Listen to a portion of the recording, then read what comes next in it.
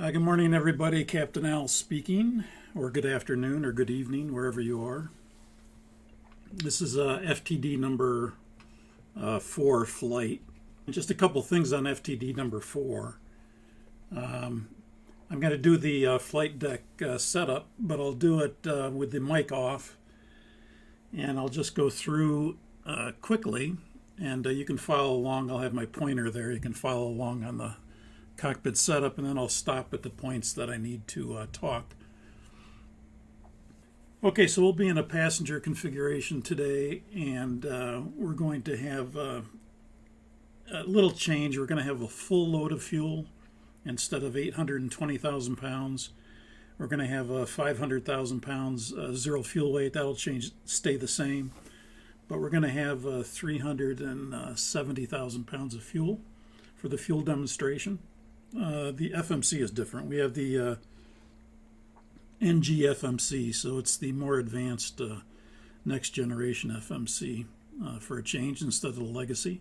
I think that's it. With that, I'll get started. I'm going to turn the mic off, and so there will be no sound. And the first thing I'm going to do is the first officer's cockpit preparation, flight deck preparation, and I'm going to start with the preliminary pre-flight procedure. The airplane's already powered up. Another difference is that we're going to be at a gate, simulated gate, instead of a ramp position like we have been as a freighter. So we'll be pushing back from a gate position as opposed to a freestanding ramp position. So those are the only differences. We're like a passenger airplane. We've got a full load of fuel, even though we're only going to Moses Lake for the fuel demonstration, and we've got the NG FMC. So we'll start out with the first officer's pre-flight, starting with the PPP, the preliminary pre-flight procedure.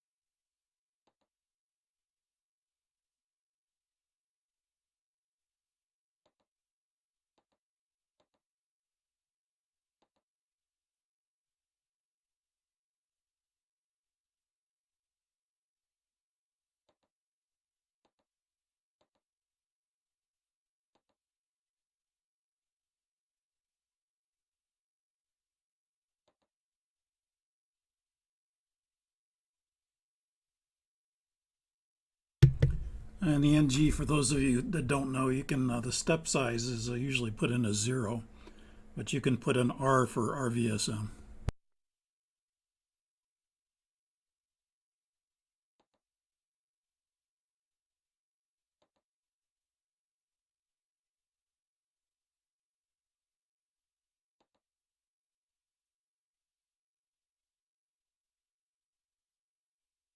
Another thing I'll mention is that in the NG FMC, when you get to the takeoff reference page, you should always do page 2 first, and then go to page 1 and do page 1.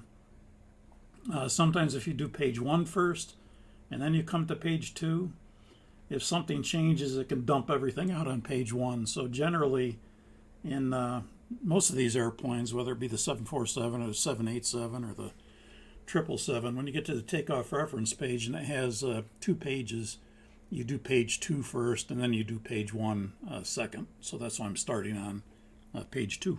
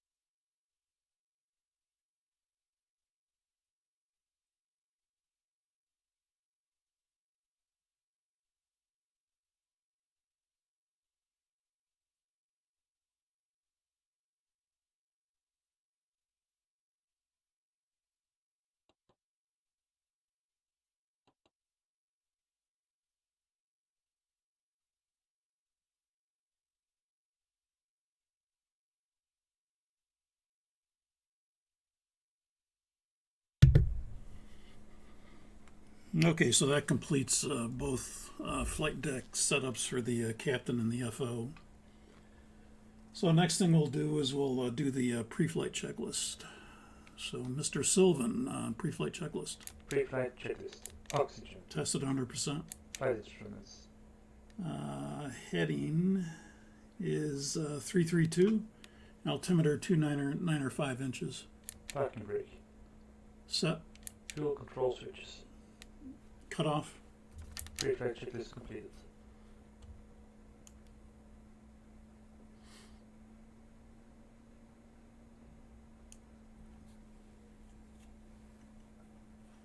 Okay, next thing we can do is get the ATIS.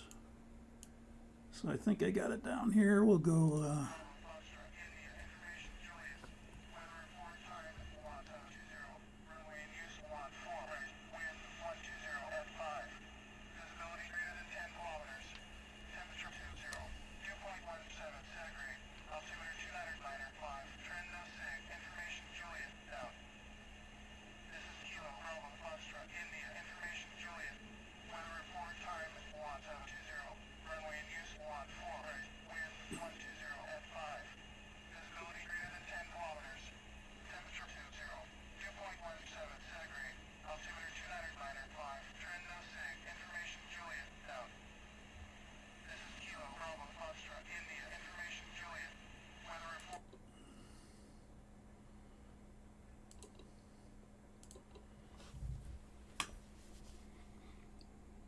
okay, so we'll say information, we'll just call it Delta on our flight plan instead of what he's given us. And so the ATIS is basically COM, visibility 15, statute miles, sky clear, temperature 20, dew point 8, altimeter 299 and we're departing 14 right. So we'll go ahead and pick up a clearance. Boeing clearance delivery, it's Sonic 44 Heavy, IFR Moses Lake, information Delta. Sonic 44 Heavy cleared to the Grant County International Airport, Moses Lake. Departing runway 14 right via the Kent 8 departure to Zigid. After Zigid, direct Alder, flight plan route, climb and maintain 5,000. Expect flight level 190, 5 minutes after departure. Seattle departure will be 126.5 and squawk 4545. 4545, Sonic 44 Heavy. Sonic 44 Heavy, roger, no delays this morning. You can give ramp a call when you're ready to push back. 44 Heavy, roger. Okay, so we'll put in our frequency for the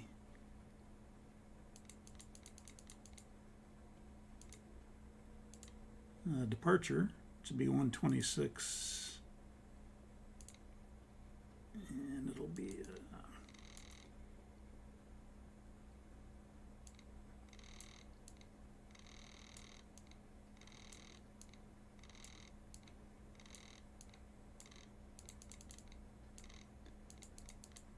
V126.5, if I can see it. There we go. 126.5, we had clearance over here. You can go to left now.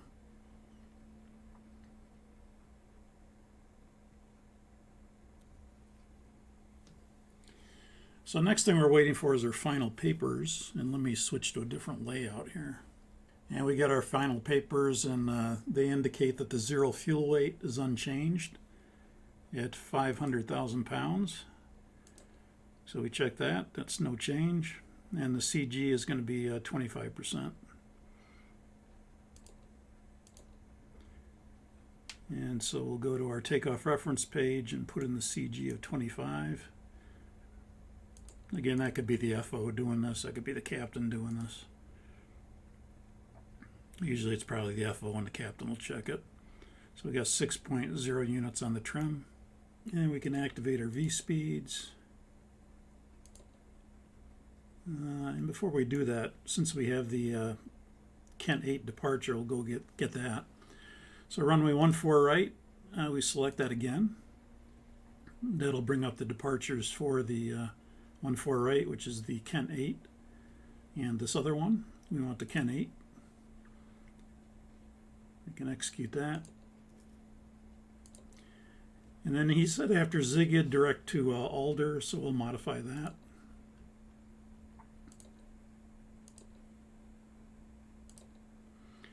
And he cleared us to 5,000, so we'll get rid of the 2,000 foot restriction.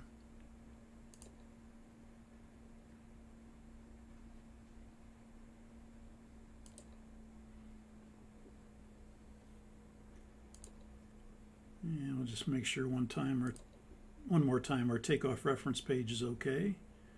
Looks like it is. And we'll put in V2 of 180.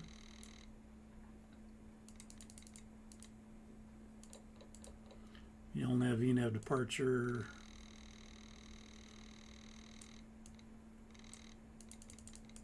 (135) runway heading and 5,000.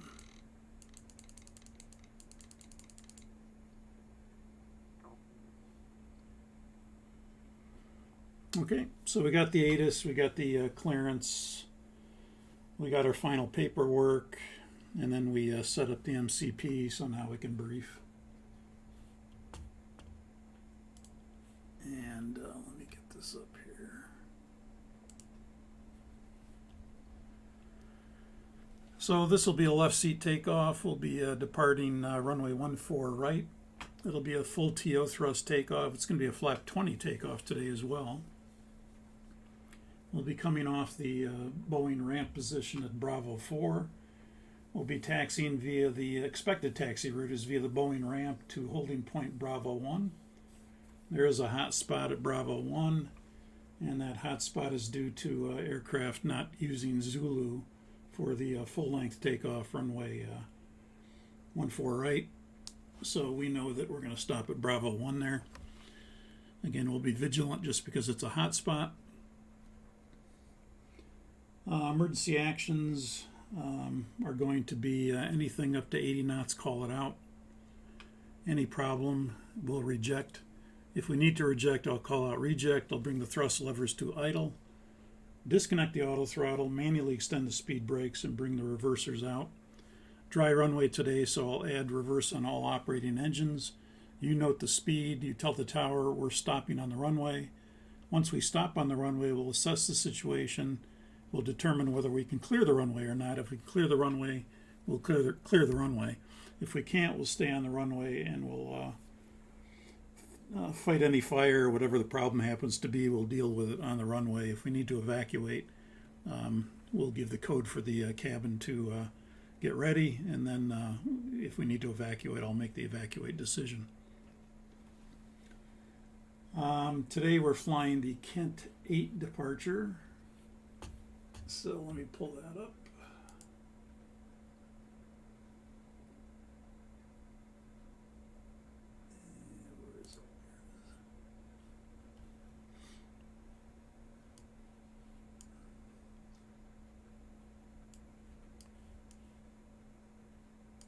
So the Kent 8 departure to Zigid off of runway 14 right. Transition altitude 18,000, radars required. It's basically a vector kind of SID. And off of runway 14 right, we'll climb heading 135 and the IBFI southeast course to cross Zigid at 2,000 or ATC assigned altitude. He assigned us 5,000. And then he said after Zigid, direct Alder. So we'll expect direct Alder flight plan route. The top altitude for us will be 5,000. And we'll expect a clearance to filed altitude within 3 minutes after departure.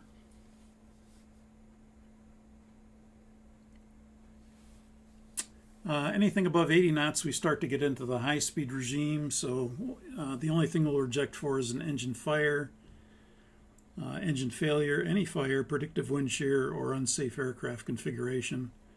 As we approach V1, we're more likely to continue. At or above V1, we will continue the takeoff. With a positive rate, we'll get the gear up.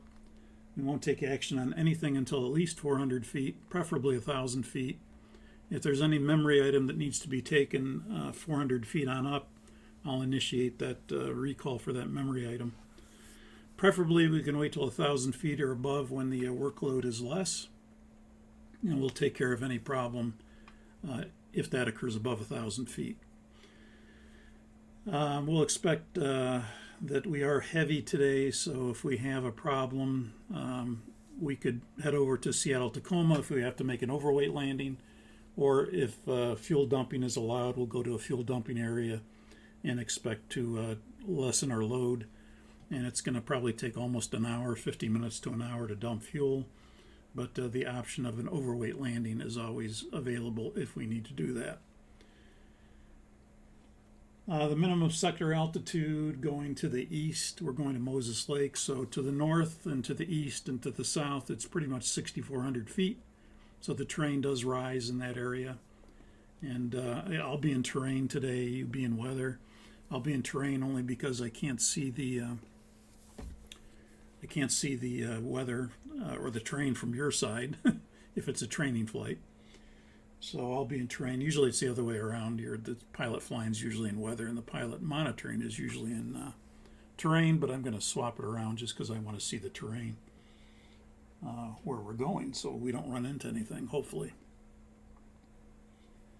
The flight attendants have been briefed, and it's a crew resource atmosphere on the flight deck, so we're going to use all available resources that we have at our disposal, and you keep an eye on me, I'll keep an eye on you.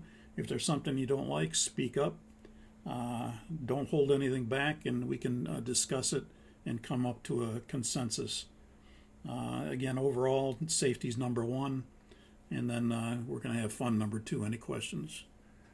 No questions. Okay, let's check with the ground here and have them remove ground power. Flight deck to ground, go ahead. Yes, sir, you can remove ground power at any time. Thank you, we'll remove ground power.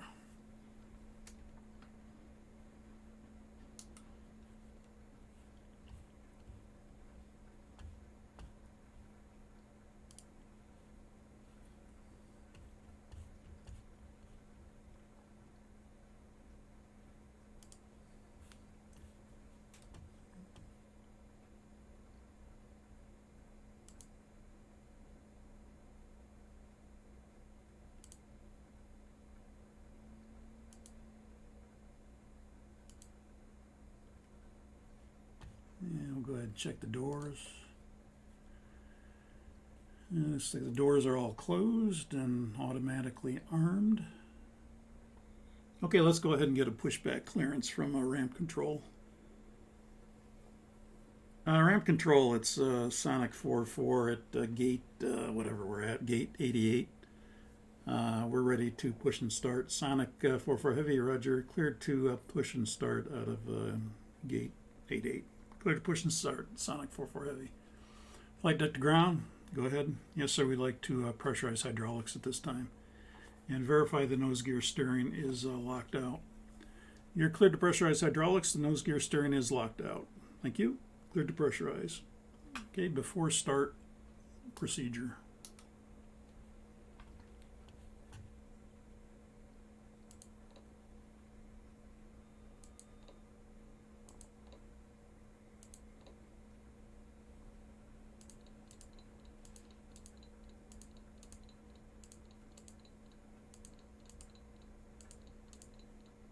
Now there is fuel in the stabilizer, but I'm not going to turn these pumps on, because if I turn these pumps on, I get an ICAS message, and I want a clear dark screen. So after we're airborne, we'll turn on the stab pumps, and then they'll arm. And when the center tank gets to 80,400 pounds, the stab will start its transfer. But if I turn these on right now, we will get the ICAS messages, and we don't want that. So we wait till we're airborne, and then once we're airborne, we can turn those stab pumps on.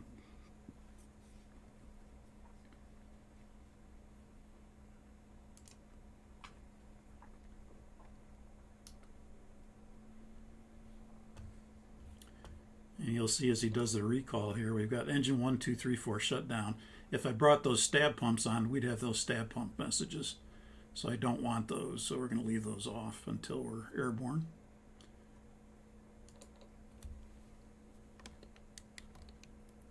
And we've got 6 units on the rudder trim.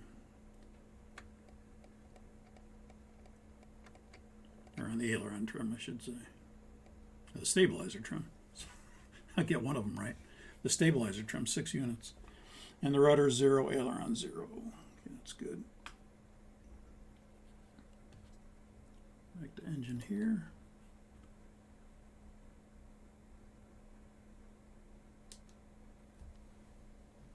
And before start, checklist. Before start, checklist. Flight deck door. Closed and locked. Passenger signs. On. MCP. V2. V2180, heading 135, altitude 5,000. Takeoff speeds. V1153, VR169, V2180. CDU pre-flight. Completed. Trim. 6.0 units, 0 and 0. Taxi and takeoff briefing. Completed. Beacon. Both. Before start, checklist completed. Okay, thank you. And flight at the ground, we're ready to push at this time. Roger, go ahead and release your brake. We'll begin push. Your brake released. And they start the push back.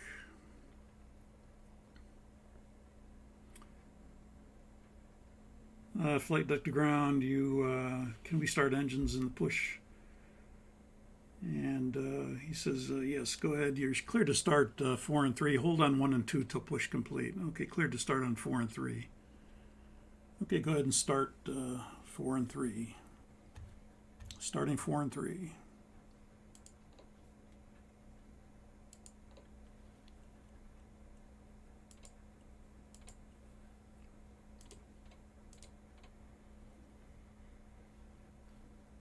And we'll look for rotation.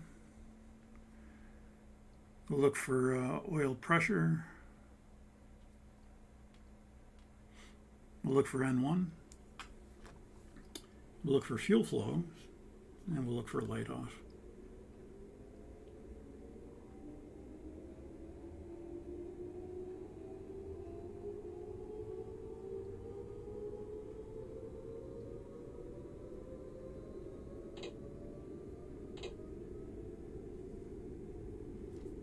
You can cancel that ICAS message.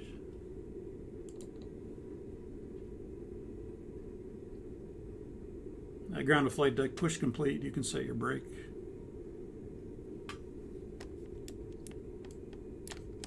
Parking brake set. Roger, and you're clear on 2 and 1. Clear on 2 and 1, thank you. Start 2 and 1. Starting 2 and 1.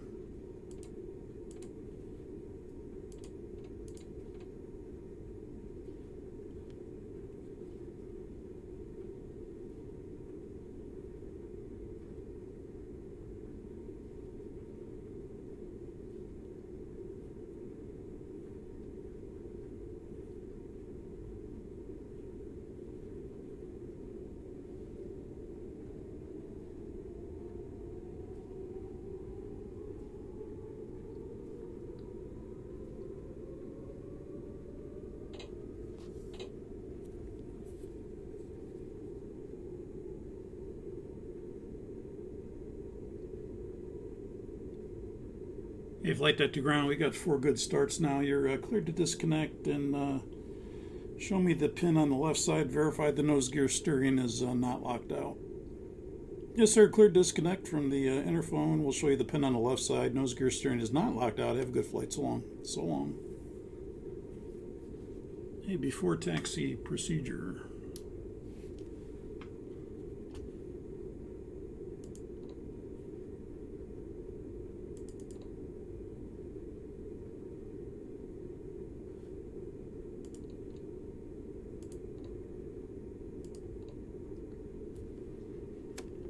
You can give me flaps 10.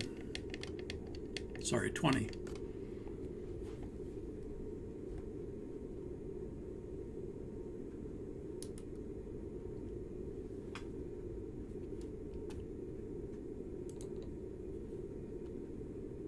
No, we didn't put our squawk in there. 4545, forgot that.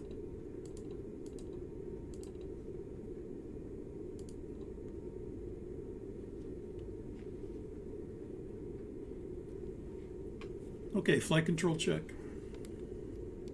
To the right, 3 up, 2 down. Neutral. To the left, 3 up, 2 down. neutral, elevator 2 down, neutral, elevator 2 up, neutral, rudder 2 right, neutral, rudder 2 left, neutral.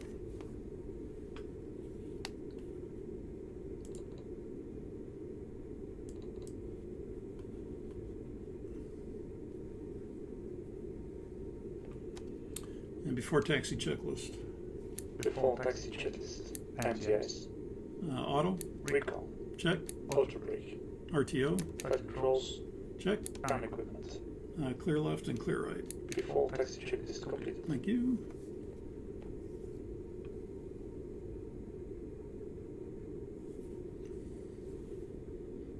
Okay, let's turn the, let's get a taxi clearance and then turn the taxi light on.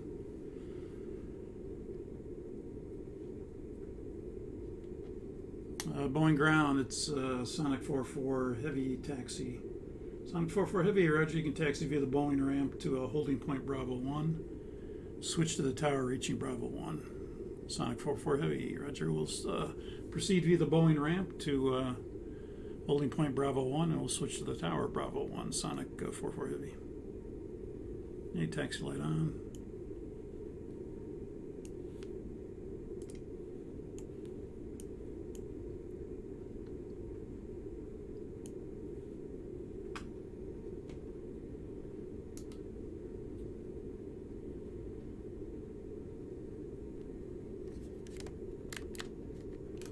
Brake released. Yeah, bring our range down a little bit here so we can see.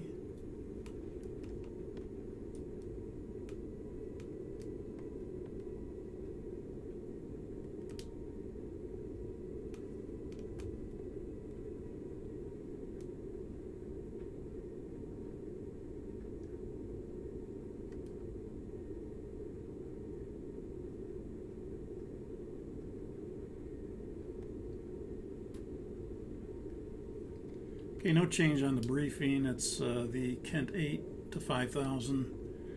Zigged direct alder after that.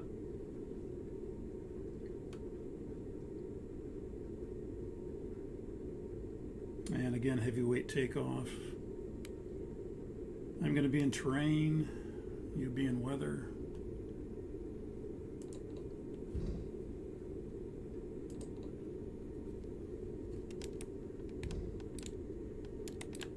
And before takeoff checklist. Before takeoff checklist. Pass. 20. Before takeoff checklist completed. Thank you.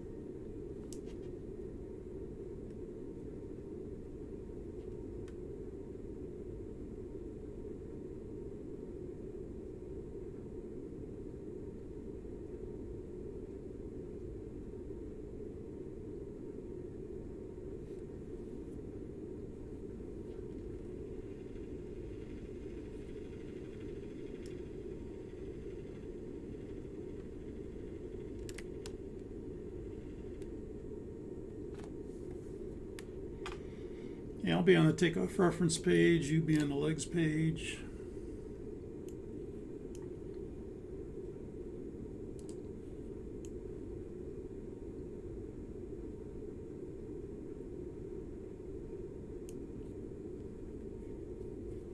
And you can give them a call, tell them we're ready.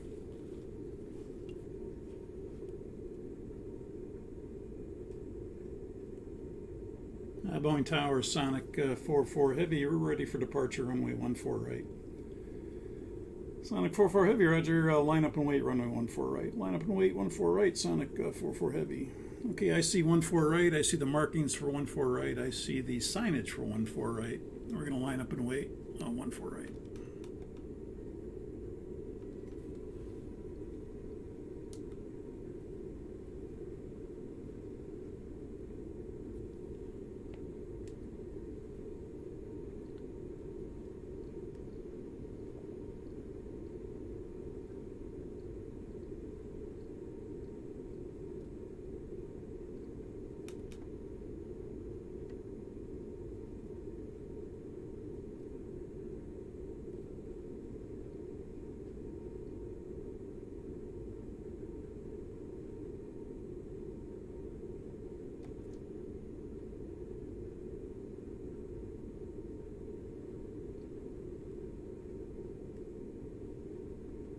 I see runway 14 right, runway markings.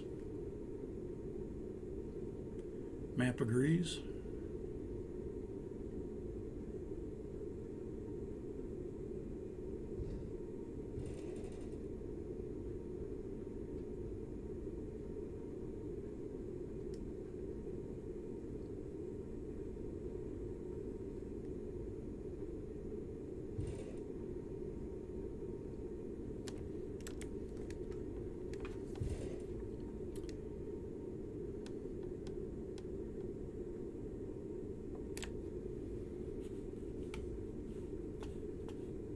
Okay, and he would have done the lineup items.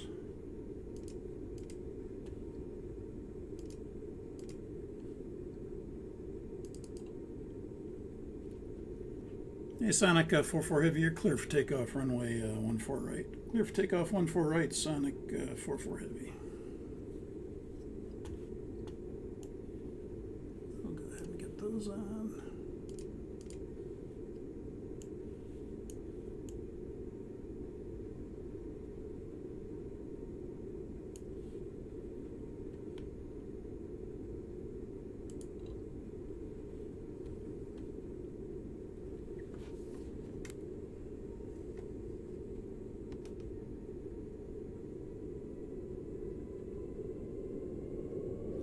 Okay, takeoff. Set takeoff thrust.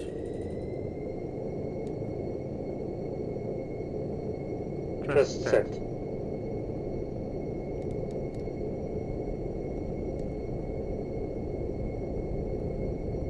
Eighty knots. Check.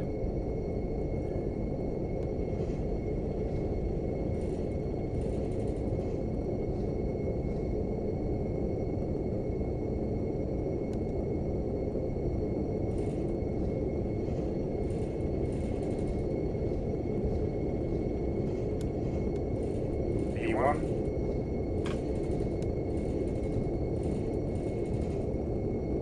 Rotate.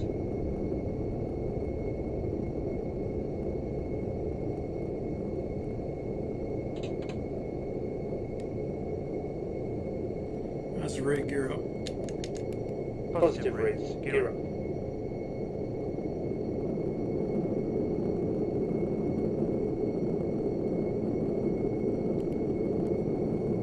Yeah, left autopilot command.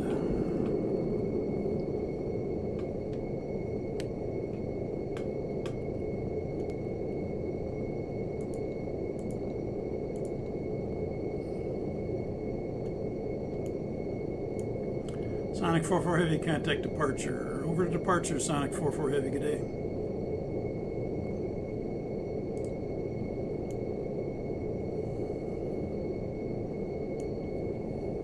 Flaps 10.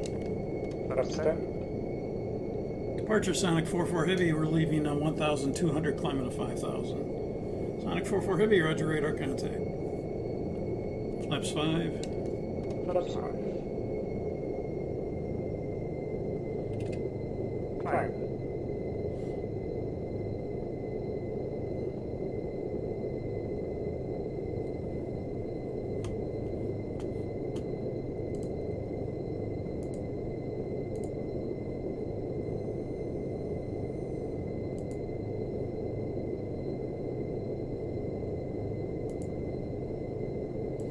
Flaps 1.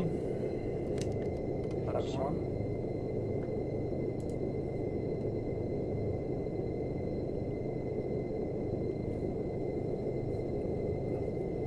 And departure, Sonic 44 Heavy, will require high-speed departure today. Speed will be 280 in the climb. Sonic 44 Heavy, roger, high speed approved.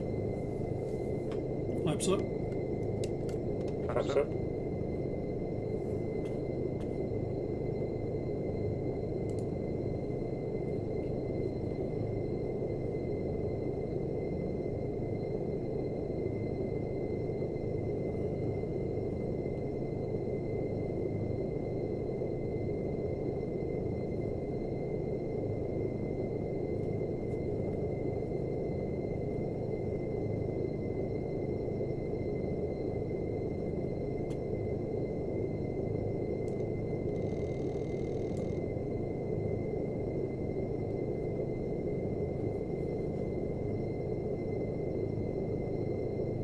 1 feet off. Thank you. 1000 level off after takeoff checklist. After takeoff checklist. Landing gear. Up and off. Flaps. Up. After takeoff checklist complete. Thank you. After zigged direct alder. Sonic 44 Heavy, climb and maintain flight, correction, climb and maintain 1000, climb maintain 1000. 1000 leaving 5000 Sonic 44 Heavy. Thruster F VNAV speed.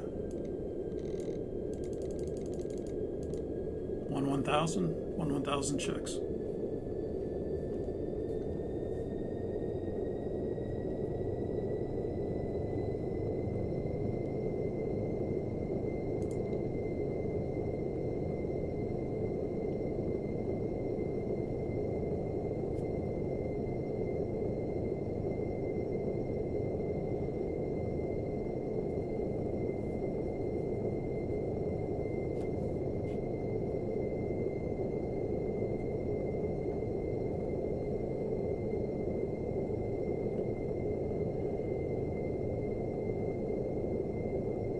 Sonic 44 Heavy in contact Seattle Center now, 120.3. Good day. 120.3 for Sonic 44 Heavy. Good day. Seattle Center, Sonic 44, we're out of 7,500, climbing at 1000. Sonic 44, roger, you can climb and maintain flight level 190. Climb, maintain flight level 190, Sonic 44.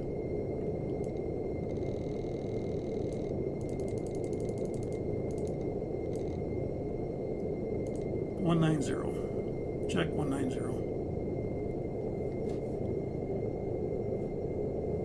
Sonic 44, you can climb, maintain flight level 190, but cross Alder at 280 knots at or below 15,000. Cross Alder 280 knots at or below 15,000. Sonic 44 Heavy, Reg, we'll do. We'll cross Alder 280 knots at or below 15,000. Okay, so for that, again, we can go to legs page and have the pilot monitoring, of course, do this. And we want to cross Alder, and we talked about the altitude restrictions, 280 and at or below 15,000. And then we can line select that at 1 right. And how's that look? 280 at or below 15,000. Looks good, execute. You'll notice if you have your data switch on, you'll see that on the ND, 15,000 or below. And notice the altitude range arc now comes down. The altitude range arc is always going to reference what's on the mode control panel, however. So we have 190 or 19,000 on the mode control, on the MCP. So this arc is referencing, based on your current vertical rate, where you're going to reach 19,000. But of course we have the restriction in here to cross Alder at or above or at or below 15,000. So you'll see this arc move out as we level off at 15,000. Now there's two ways you can do this. One is you can leave the altitude like it is, 19,000, and monitor that it does level off at 15. We're going to see speed VNAV path as we approach 15,000. Or the other option is to set the window to match where you're going. Oh, and it captured the altitude a little soon. I should have done that a little earlier. It captured VNAV alt here. So I'm going to spin this up a little bit.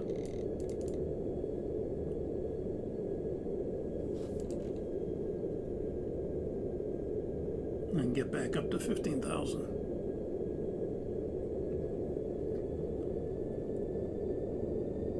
Thruster F VNAV speed should change to speed VNAV path. There it goes. So your other option, there's two options here. One is to leave the window at 19,000, and some airlines allow you to do that. The other option is to set the window, when we got that clearance, to set it to 15,000. Because the clearance is to cross at or below 15,000.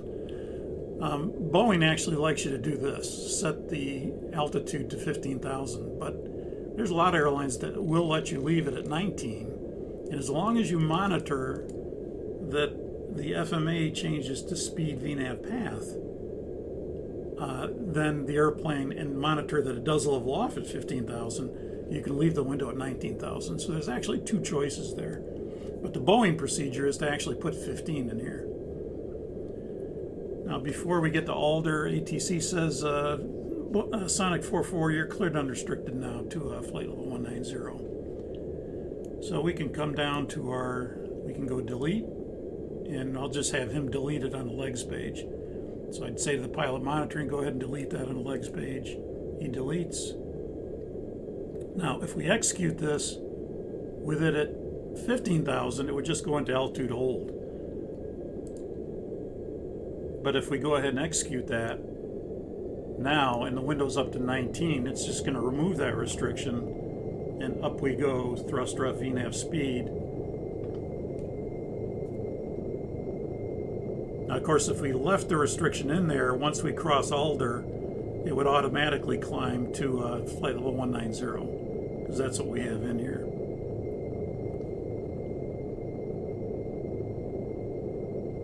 Sonic 44, report 30 north of Tootle, report 30 north of Tootle. Sonic 44 will report 30 north of Tootle. So this isn't a long track waypoint. We could bring Tootle to the scratch pad, / is the format, and then he wants us to report 30 north. North is this side. So Tootle minus 30, and again we said we put it right on top of Tootle. And you'll see there it is, TOU01. Makes it a 5-character identifier in Route 1. It's the first created waypoint in Route 1, so it's going to say TOU01. Go ahead and execute that. How's that look? Looks good. That's 30 north of Tootle. Yeah, Sonic 44, after 30 north of Tootle, you can proceed direct to Anjo. After 30 north of Tootle, direct to Anjo, Sonic 44. So after 30 north of Tootle, that would be at this point. And notice the arc is right over there now. Top of climb and the arc are right over this TOU01. That's where we're going to reach 19,000. And the top of climb, which is our cruise altitude. So if we go to the next page, we see Anjo is a waypoint along our route. You can see it right here on the ND. It's kind of a little off the ND there. But after that point, he wants us to go direct to Anjo. So after Tootle 01, we're going to go direct to Anjo. How's that look? Looks good. Execute. And that'll remove all this stuff going to Battleground.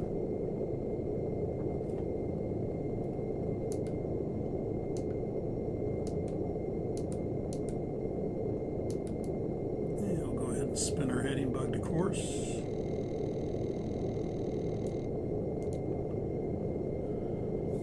Transition altitude 18,000, set standard.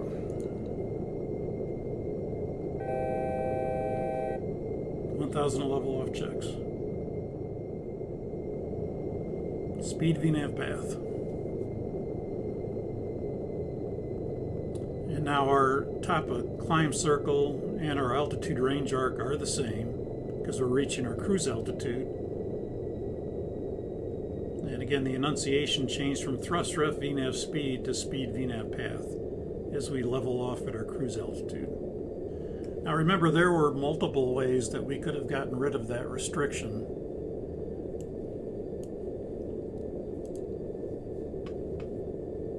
The restriction, remember, when we were on the climb page, the restriction was over here on the right. And we could have deleted that and executed. We could have gone climb direct, which would have been here on the climb page, and executed. Since there were no other restrictions, we could have deleted it on the legs page, which is what we did. We deleted it on the legs page and executed it.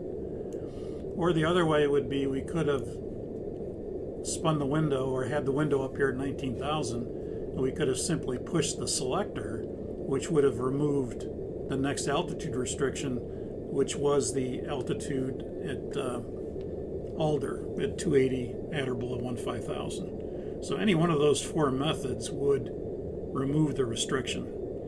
So delete on the legs page, delete on the climb page, climb direct, or push the selector one time, and that would remove the restriction.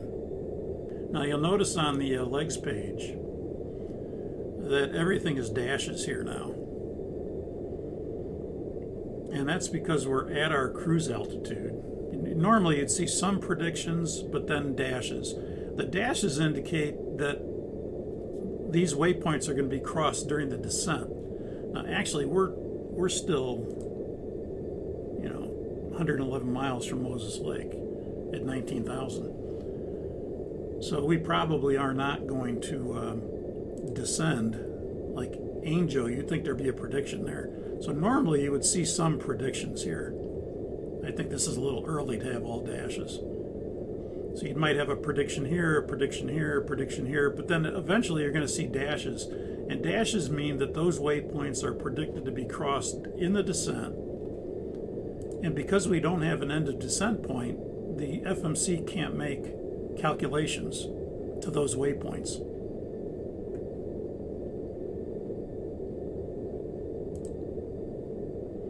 So like I said, I think this is a little unusual to have dashes all the way out here to Angel. Okay, I'm going to pause our position here, freeze our position. And we're going to go to the fuel synoptic.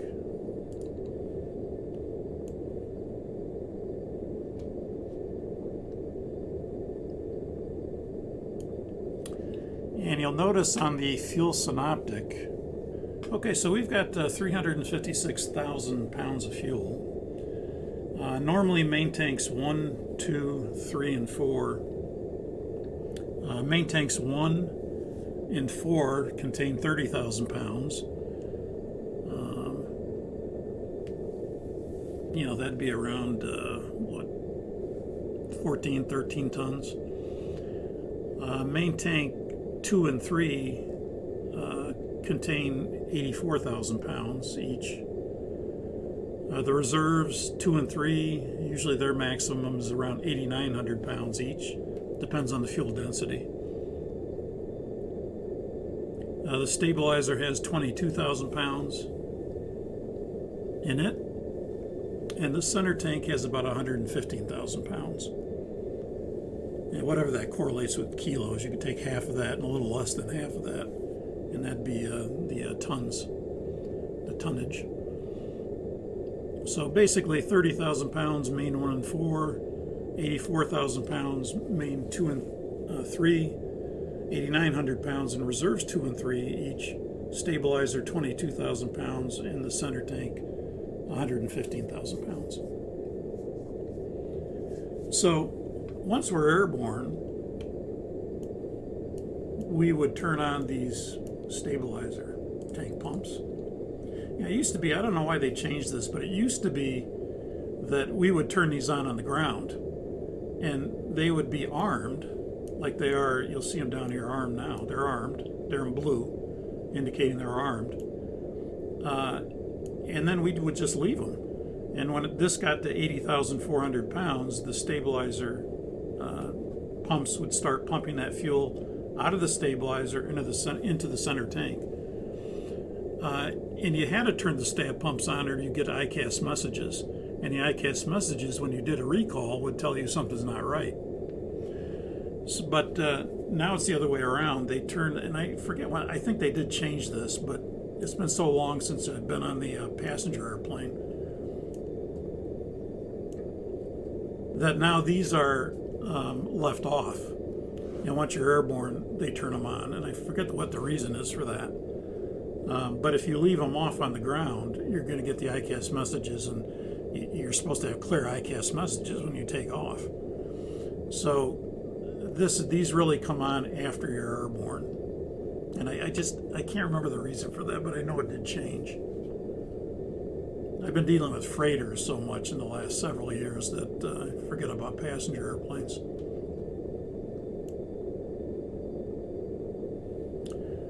So now these stabilizer transfer jettison pumps are armed to operate.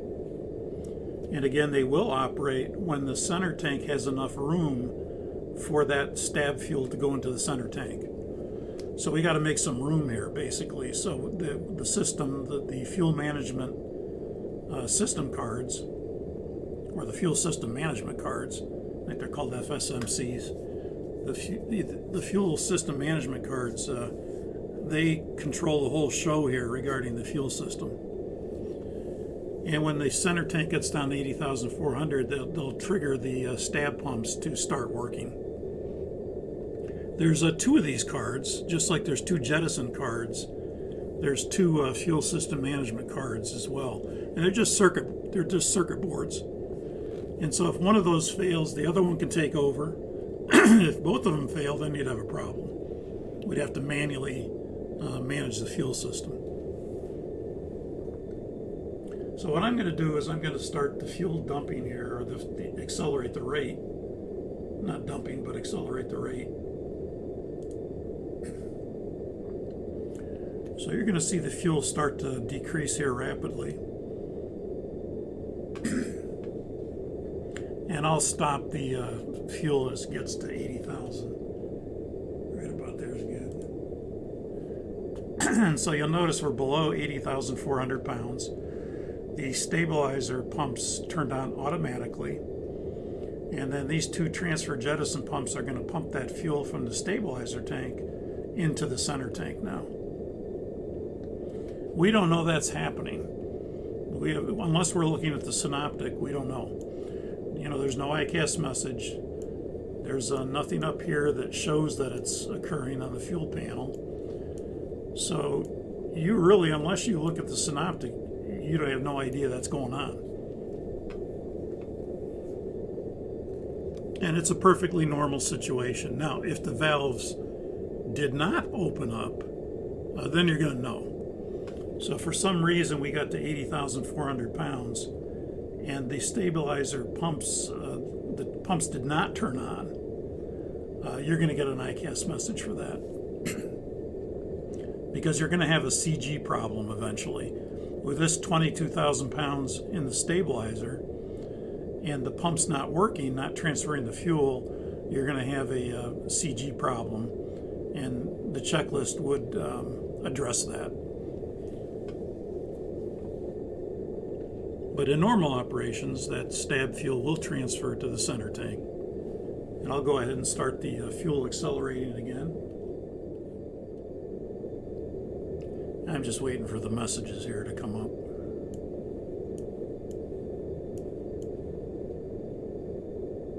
Oh, yeah, okay. I see what happened. Mr. Sylvan turned these off.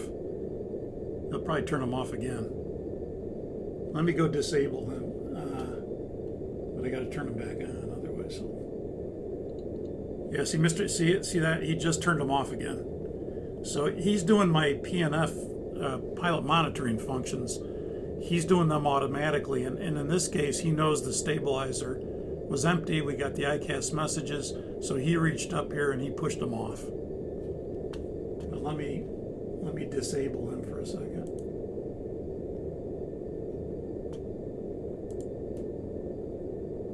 He's actually doing his job, which is good. Okay, so now I'll turn him back on.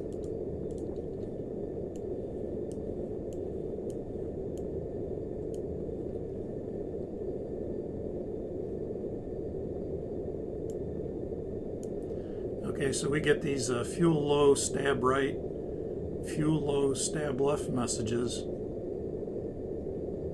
indicating the fuel is low in the stabilizer tank. And then eventually you're going to get the fuel pressure messages as well, the ones we had initially. Notice there's a caret next to them, and the caret means there's no procedure for this. It's an advisory basically. It's just telling you that fuel is low. But now we get the fuel pressure stab right and fuel pressure stab left message. and indicating again that the fuel is low, but now the pumps are also disabled at this point.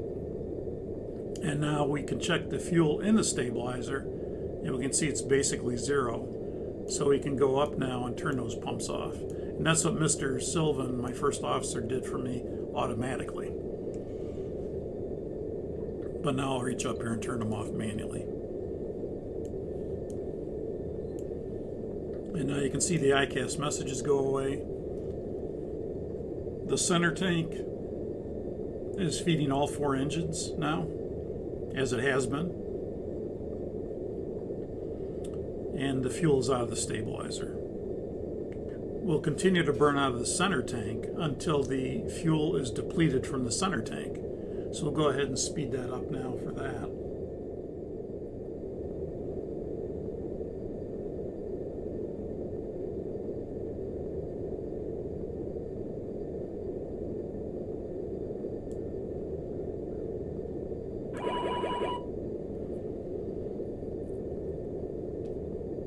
Okay, so you can see we have fuel pressure center right and fuel pressure center left.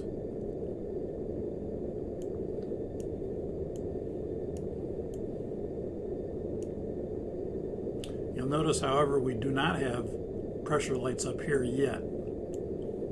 So I'm really waiting for this pressure light, one of these pressure lights, to come on. And as the fuel gets a little lower, you should see these pumps come on.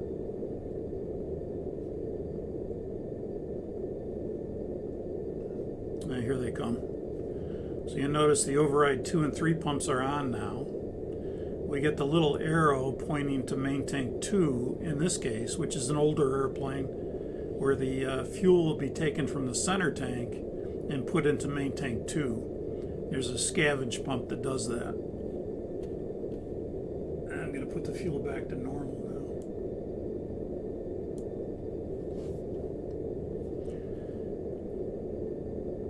And so when I see these start to work, then I know there's probably pressure lights up here, at least one pressure light. And we could take either 1 or 2 pressure lights, doesn't matter. We can turn these off now. Because again, once you see 1 or 2 pressure lights, these pumps will start automatically because they're armed to operate, the override jettison pumps. And then you'll see the arrow indicating the center fuel now is being transferred to main tank 2, or you might see another arrow here indicating it's being transferred to main tank 2 and 3. So we can go up now and turn off the center tank pumps.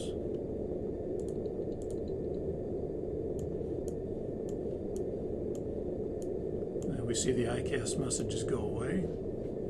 And now this remaining fuel is going to be, over time, depleted into main tank 2.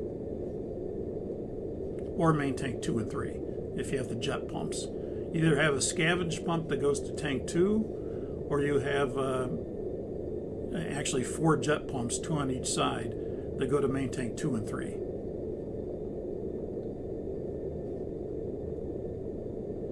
Okay, so I'm going to continue the fuel increasing again. And the next thing we're looking for is the reserves to transfer into the main tanks. So reserve 2 will transfer to main tank 2, and reserve 3 will transfer to main tank 3, and that's going to happen at about 40,000 pounds, or at about, that'd be about 18 tons. So at about 18 tons or 40,000 pounds, reserve 2 will transfer to main tank 2, and reserve 3 will transfer to main tank 3. And you're gonna have a little arrow like this one, but going from reserve 2 to main tank 2 and reserve 3 to main tank 3. And that'll be whichever tank reaches under 40,000 pounds first. Okay, this one's at 40,000 pounds. It's less than 40,000 pounds now, so you'll start to see them transfer now.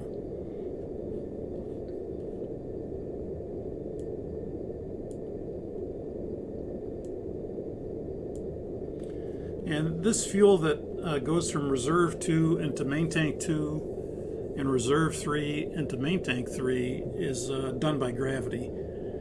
So there's 2 valves per side, and if one valve fails, then the other one can certainly handle the transfer of the fuel. It'll be a little bit slower, but you have 2 valves per side to prevent fuel from getting stuck in reserve 2 or reserve 3.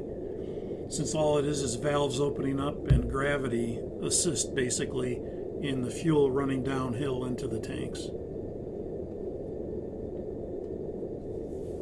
And the next thing that's going to happen now is that when we get down to where the tanks are basically equal, and that would be if main tank 2 is less than or equal to 1 and main tank 3 is less than or equal to 4, then we're going to get the fuel tank to engine message, in which then we have to configure the airplane for tank to engine. So right now, again, notice the override 2 and 3 are feeding all 4 engines. But eventually, when these tanks are equal, then we want the tank, the respective tank, feeding the respective engine. So I'm going to go ahead and accelerate the fuel again. Okay, so you notice tank 3 here, or main 3 now, is equal to main tank 4, but it's not less than. Main tank 2 is greater than tank 1, but as this becomes less than tank 4, that's going to trigger the ICAS message, tank to engine.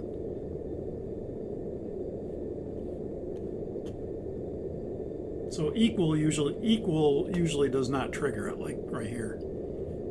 I'm going to go ahead and accelerate it a little bit here.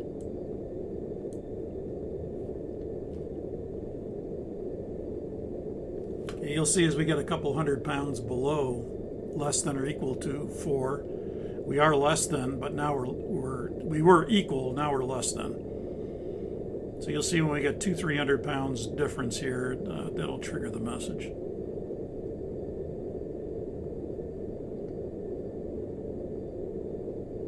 And there it is. Fuel tank to engine.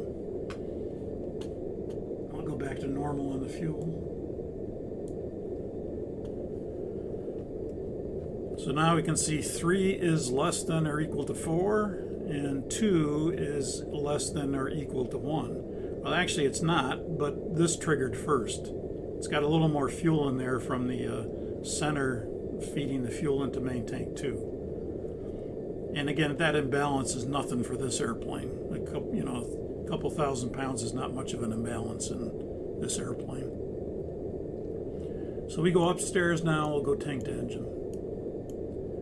And the way we do that is we take the override pumps, and notice the override pumps are the easy to find because they're the ones with the big funnel here with all the little dots of fuel. So if you just kind of put your finger up here, you won't mistake the mains for the overrides. It's the big nozzle here. So we'll turn the overrides 2 off and overrides 3 off, and then we'll close crossfeeds 1 and 4. And then we come down and check it. And you can see that main tank is feeding engine 1, main tank 2 is feeding engine 2, main tank 3 is feeding engine 3, and main tank 4 is feeding engine 4. And engines 2 and 3 are keeping the manifold pressure pressurized, with the 2 and 3 crossfeed valves being open. 1 and 4 we closed. 2 and 3 are open because of system logic in order to keep the manifold pressurized. So now we're basically in an equal tank configuration, and we stay that way for the rest of the flight.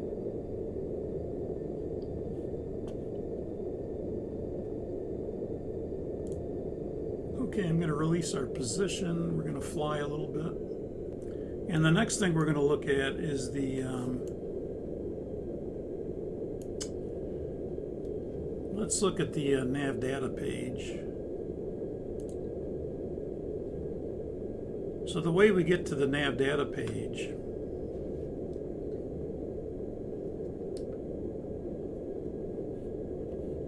and I'm going to stop our position again right here.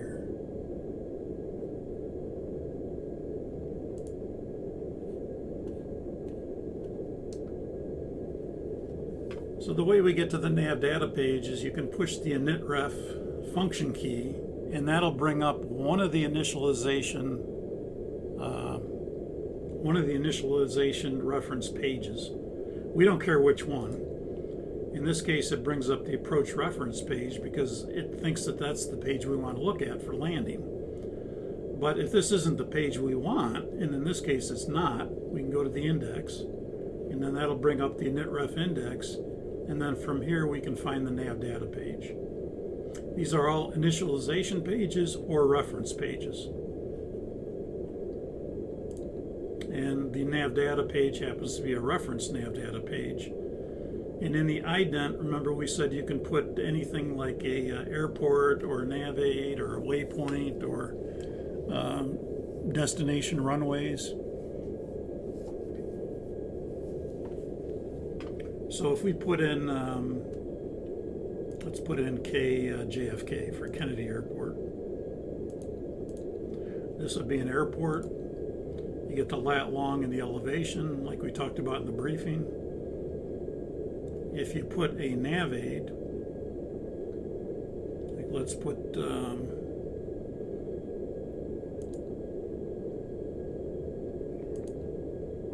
we'll put MSP, that's a VOR.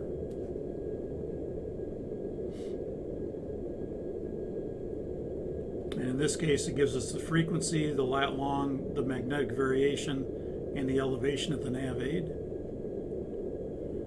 If you put in a waypoint, like let's put in Angel, since we're going there, then it gives us just the latitude and longitude of the waypoint. You can put in also an ILS identifier, like if we put, let's put IJFK in there. I'm sure one of the runways has that identifier for the localizer.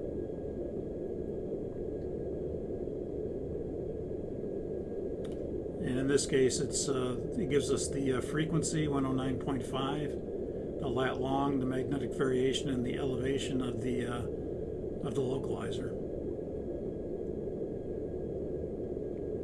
And remember, we said that you can also put in a runway. So again, let's say you wanted a runway 34 right at Seattle. If I put that in, you'll notice it says not in database because it just looks at the destination airport only. So in this case, you'd have to put in a runway at Moses Lake. Or another thing you could do, if you really wanted information for runway 34 right at Seattle, you could go to your route page and you could go to page 1 and you could change the destination and don't execute it. So if I wanted to, I could do this. I could put KSEA in there for Seattle. And then I could go back to that nav data page. And now let's say I want information for runway 34 right in Seattle. Well, it'll give me that now because I've changed the destination. I haven't executed it, but I've changed it to get this information. And I see that runway 34 right is 11,901 feet. Maybe that's what I wanted to check. You go back here and then you erase, that'll bring it back to Moses Lake. So again, on that nav data page, if we wanted information for runway 32 right, which is our landing runway, then we could type that in and it would take that. And Moses Lake has a nice long runway, 13,503 feet, 4116 meters, lat long, elevation, and the runway identifier. But again, the runway has to be destination. Now in the NG-FMC, it's a little bit different than the Legacy. If you remember, the Legacy had, the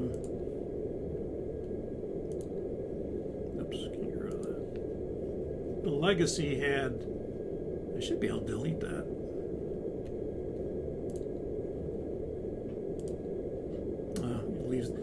that's different logic. Leave the page and come back, and it goes to dashes. You have a nav options page here. And what you can do, if you look at the legacy, we had nav inhibit, VOR only inhibit, if you remember from the briefing, here and here. Well, the NG has it on a different page. It's on the nav options page. And if we go to the nav options, you'll see now here's the nav 8 inhibit and here's the VOR only inhibit. But it also has some differences in that we can turn these update features on or off. Obviously, we want them on most of the time. If you were to turn off, for example, the GPS updating, then it would strictly bypass the 2 GPS receivers, and in that case it would just be DME navigation. So let me do that. Let's just turn that off.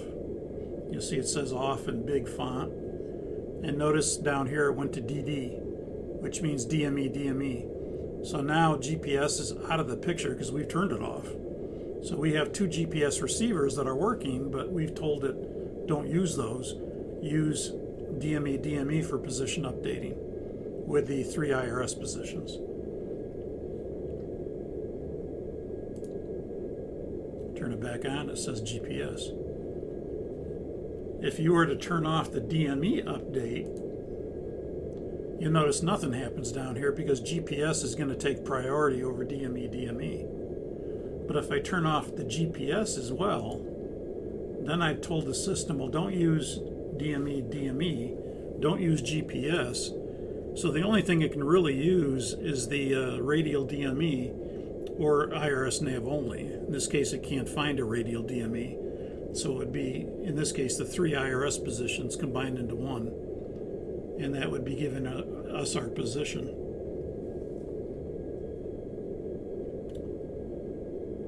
And notice that when you turn this DME update off, you got all up here, indicating all nav aids are inhibited from DME position updating. Of course, I don't know why we'd ever want to do that, because the whole worldwide nav aids are not going to be inoperative. So I'm not sure when you'd ever do this, but. Now, of course, you'll notice here that the Clickatat, Lima Tango Juliet, and Yakima are on the nav rad page. You can see that right here. Also, if you go to page 2 of the position page, I'm sorry, yeah, we're here, page 2. You'll notice that Clickatat, Lima Tango Juliet, and Yakima are also being used for DME position updating. Now, these waypoints on the NavRad page do not necessarily have to be the same waypoints that are on the position page 2. In this case, they are. They're the same waypoints. But a lot of times, these are 2 completely different waypoints. So the NavRad page may have like Yakima, and usually it would have an R here indicating Yakima is being route tuned because it's along our route. And in Clickatat, Lima Tango Juliet may have an A being auto-tuned. And then you may go to this page and you may have 2 completely different nav aids. But these are the nav aids that are being used for DME if GPS were to fail. And we still told it for the GPS to fail.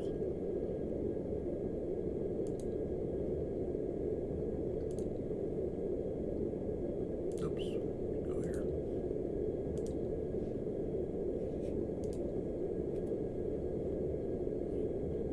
Again, you'll notice if I take Yakima, Yankee Kilo Mike, and I type it out, and I line select that into the nav 8 inhibit line, it'll remove Yakima from DME updating. It just changed, see, it took it out. Because we're telling it, don't use Yakima for DME. So it's tuned something else here, 16.6. It's identifying it right now. When it finishes identifying it, you'll get the identifier. In this case, it's a battleground, Bravo Tango Golf. So now it's using battleground and click at that as waypoints, as position updating waypoints, DME. Because we told the system do not use Yakima. Maybe it's NOTAM out of service, and we put that in. If you want to take it out, you just delete it. Push delete. And now this will probably go back to Yakima again. It prefers to use that.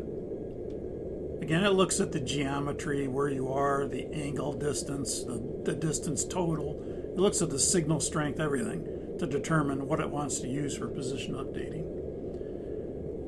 You can also inhibit just the VOR radial DME portion of it, radial DME updating. So if we put in Yakima again, let's put Yakima in there again. You'll notice nothing's going to change now. This stays there. Because it can use Yakima for DME. We're just telling it do not use Yakima for radial DME if we didn't have two nav aids that we could find. So if the system, couldn't find two nav aids, it'll use one nav aid, but you got to be pretty close to the station for it to do that, around 40 miles for it to actually do that.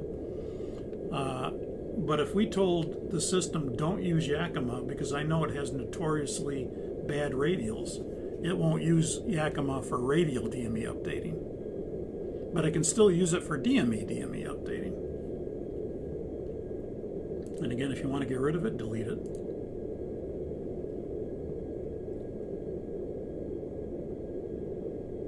You can also turn off the VOR update function. You'll notice if I turn that off, now the VOR only inhibits as all. We're inhibiting all radial DME updating now, just like we did when we pushed enable. Remember we pushed inhibit and enable on the briefing? Well, now we don't have the inhibit and enable. We have on and off switch here. So difference between the NG, FMC, and the legacy. But now we have all in here because it would inhibit all radial DME updating. You turn it on, it allows it.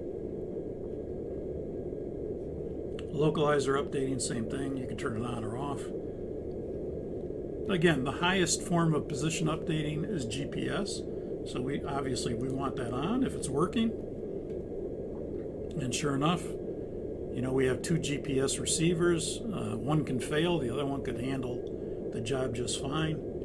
And so normally these are all going to be on. But you have the ability to inhibit a single nav aid from DME updating.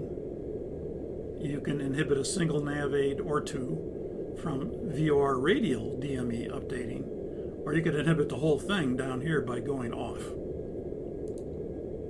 You can inhibit nav aids, or you could inhibit the radial DME function. Again, is this much of a function?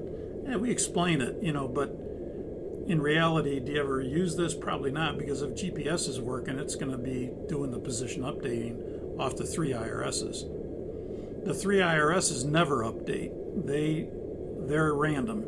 Once you give it a position on the ground, as we fly along, those IRSs are allowed to wander wherever they want to. I mean, they're very accurate, but there's no updating of the IRSs. The only thing there's an update off of is the FMC position. And so the FMC position is a combination of the 3 IRSs combined into one, and then in this case updated by GPS.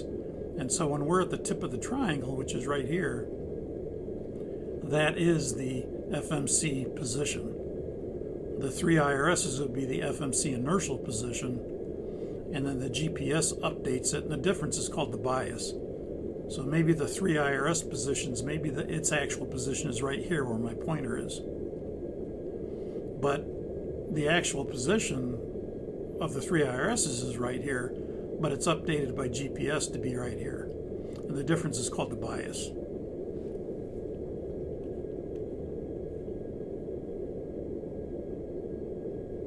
Okay, let's go back to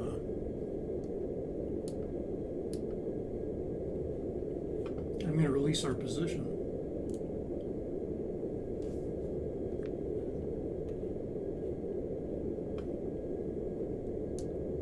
the next thing we're going to do is do an airway intercept. So as we approach Anjo,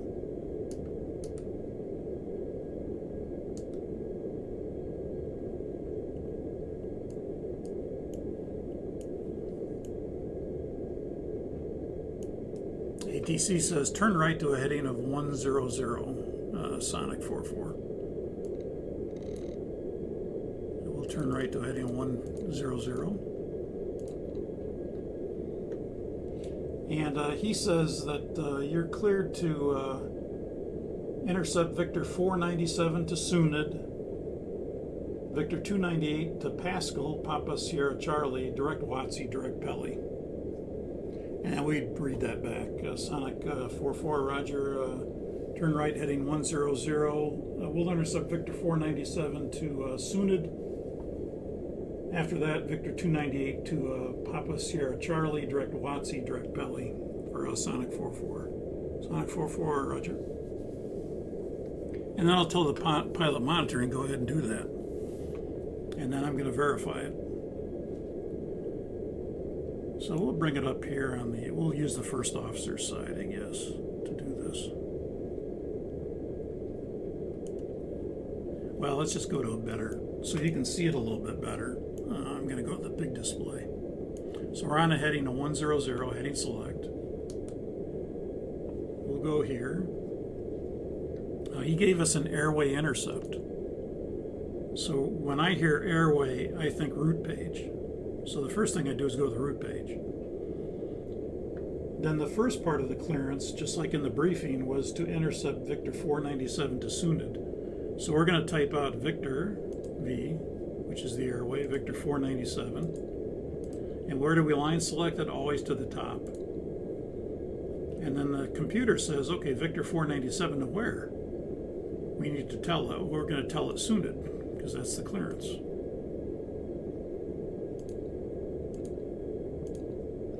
And of course, when we put this in, the computer's going to think about it for a second. Sometimes it actually pauses. It'll act like it's thinking. It doesn't change screen, or it doesn't change page or anything. It just kind of thinks about it for a second. And because it's trying to think of, okay, where are you on Victor 497 based on your present position? There we go. This did it quick, but in the airplane, it actually does think about it. It thinks about it, and then it comes up with a starting point, and usually maybe a second or two. It doesn't take long for it to think about it. But in this case, it picked click at that, because that's the closest point on Victor 497 to you. Now, Victor 497, there might be a waypoint down here somewhere on Victor 497, but didn't pick this because this is the closest waypoint it could pick. So it created an anchor point, which is Lima Tango Juliet. It created the airway, Victor 497, because we told it that, and where to Sunid. So it gave us everything we need to kind of intercept that. Now the rest of the clearance is after Victor 497 to Sunid, it's Victor 298 to Pascal. So normally I would put that in now. So Victor 298 to Papa Sierra Charlie is what the clearance was.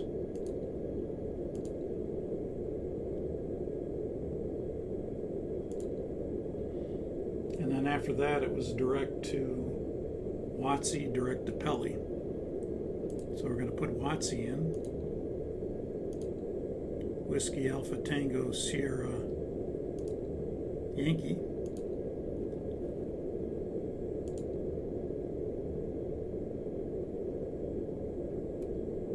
And then direct Pelly after that. Papa Echo Lima Lima Yankee.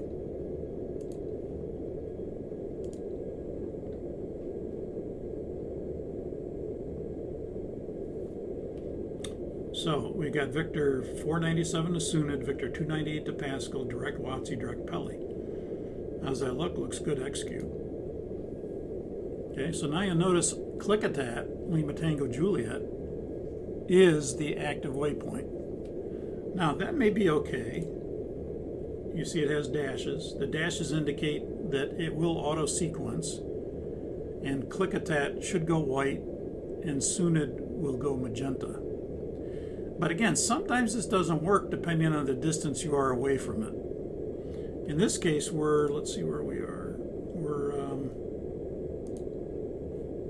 8.04 nautical miles cross track. So this will probably auto sequence. But what we teach people to do is don't trust the auto sequence. So what we would normally do is, and we'll see the auto sequence work here if it works. But what we would do is bring SUNIT down, SUNIT to the top, and now the previous inbound course to SUNIT from Klickitat was 038. It's in there, but it's small font. That's the course from here to here, from Klickitat to SUNIT is 038, but it's not big. I need to make it big because I want it to be active. Make it big, there it is, and then we could execute that. Now I'm not going to execute that because I want to see if the auto sequence works.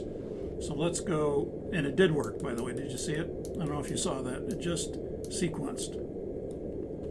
This went white, Klickitat, SUNIT went magenta. So all we have to do is come up here and push LNAV now. And the airplane will capture an LNAV because it's within 2.5 nautical miles and go to SUNIT. So in this case, the auto sequence did work just fine. I'm going to fly through the airway a little bit because I was late on getting it in there talking.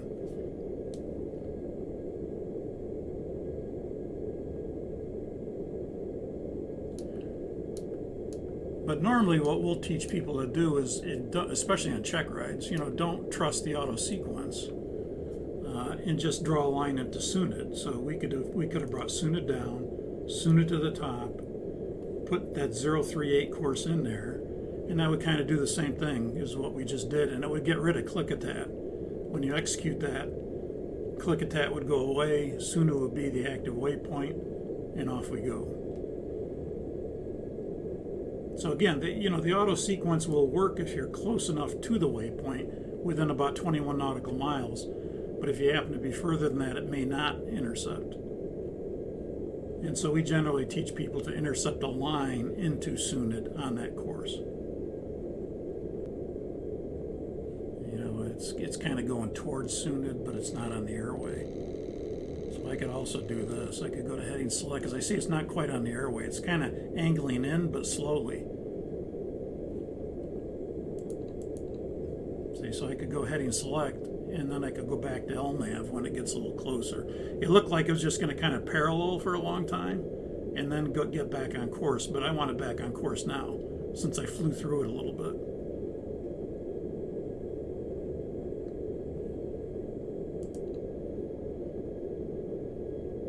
So, somewhere in here now I could go back to LNAV.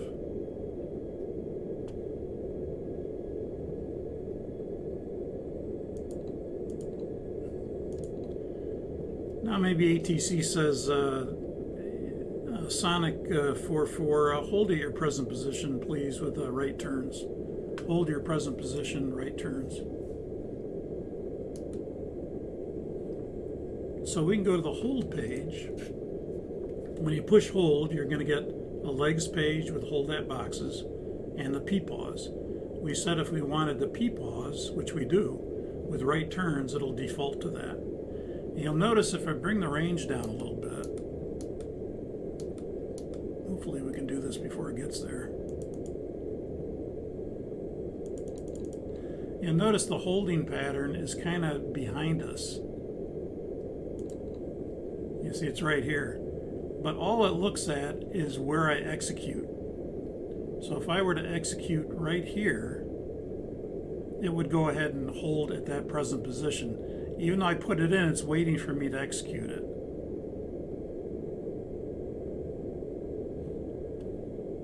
And I'm going to go ahead and I'll execute it right here. So now you can see that if I bring the range up, it's going to hold at our present position with right turns, just in front of SUNIT. And notice in VNAV that the best speed for the hold would be at 245. So in VNAV, the airplane will slow down at 245 and enter present position hold with right turns. The position we had coming inbound was 041, pretty close to the airway, I'm sure. 1.5 minute legs because it's we're above 14,000 feet. And it gives us our holding time available. It says we can hold here for 3 hours and 57 minutes and then leave the holding pattern, arrive at our destination, and still have the reserve fuel intact. It also records the next fix ETA time. Over the fix would be 1927 based on this 1.5-minute inbound leg. So it created a lat long at that point on our inbound course. Now maybe ATC says, okay, well, net bank angle exceeded limited. That's interesting. Let's see. That's our bank angle. I don't know why we get that.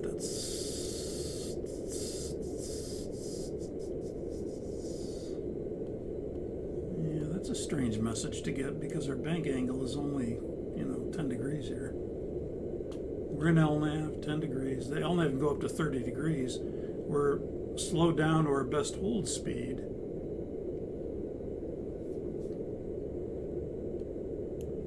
Yeah, that's strange. I don't know why we're getting that message. Shouldn't be.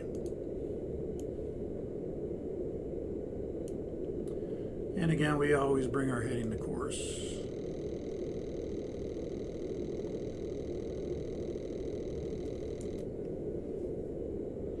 Now again, like we talked about, this best hold speed may or may not be good for your conditions. You'll notice that the up bug is right here, and this is a 245 knots, and the up bug is at 230 knots, so it's about up plus 15. I mean, that's not bad, but if you're bouncing around in turbulence, I would probably want to bug this up a little bit higher, at least to up plus 20, if not a little above that.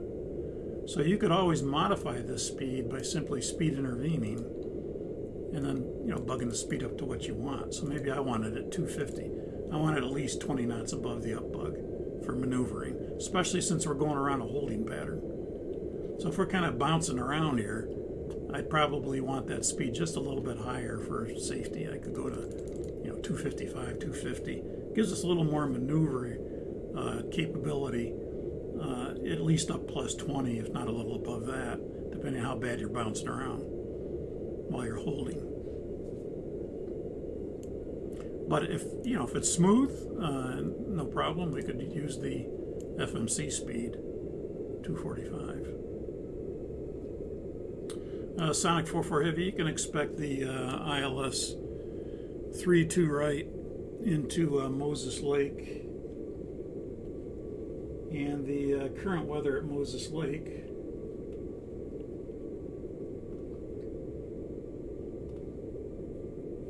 is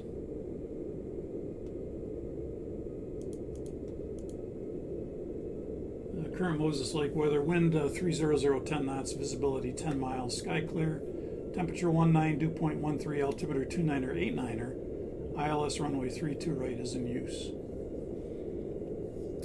Sonic 44, Roger, we'll expect the ILS 32 right. We're going to set it up here for training purposes in the holding pattern. And he says, Sonic 44 Heavy, you can amend your missed approach for the ILS 32 right to make holding at Batum with right turns and 5,000 feet for the missed approach. Roger, we'll modify to right turns 5,000 feet at Batum for Sonic 44. So obviously we wouldn't be talking to center doing that, but for the purposes of training, we want to do the ILS preparation here. So we'll go ahead and select Depart, ILS 32 right. No transitions, because he didn't give us one. I don't want to intercept the OGB because that would remove my holding pattern if I did that, right? If I did this, and then I executed that, all this would go away. So we never extend a line unless we're on radar vectors.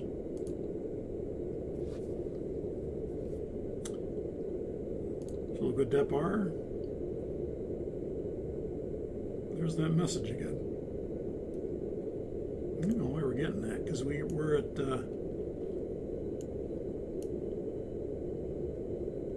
yeah, that's weird. And we're right on the holding pattern.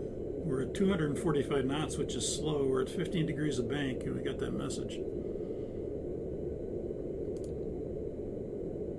Okay, so we'll go ILS 32 right.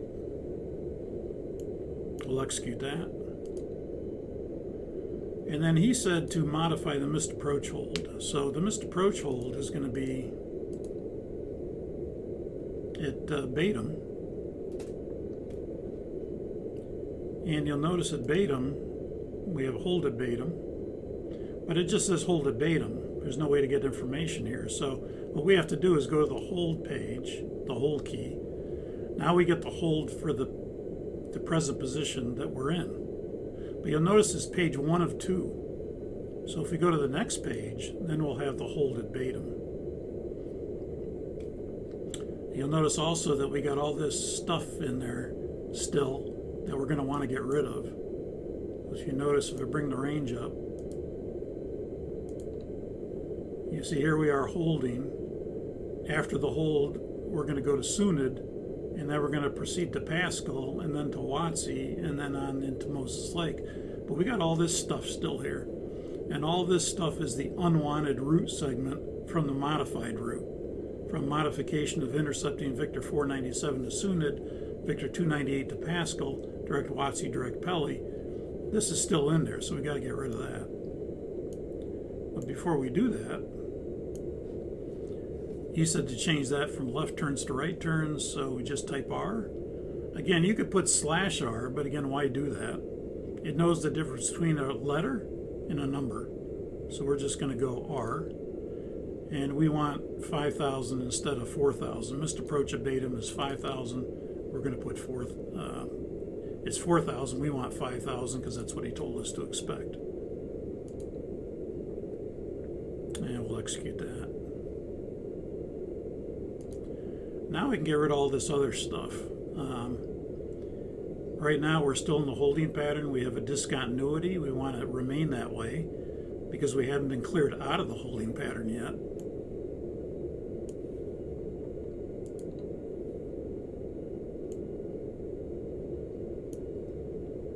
In fact, let's exit the hold at this time. Let's go direct. We'll go Sunid after the hold. Sunid. We're going to execute that. And we're going to exit the hold. Well, no, let's not. I'm going to do one turn in holding because I want to show you how it exits. So we'll stay one turn in holding here.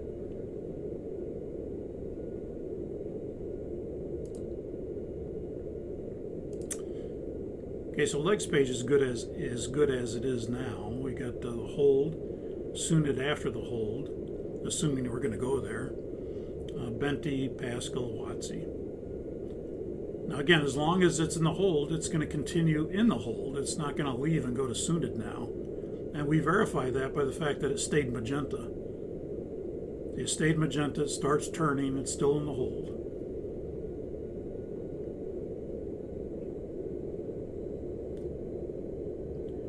Now remember in the briefing we said if you want to get rid of all this other stuff after Pelly, and that's this Oxnass and Simcoe and Wickick and Yakima and Phoebus and Rubel, and then there's another discontinuity, and then here's the ILS. Ogabogie to Pelly to the runway to the missed approach to Batum. We modified to make right turns at 5,000.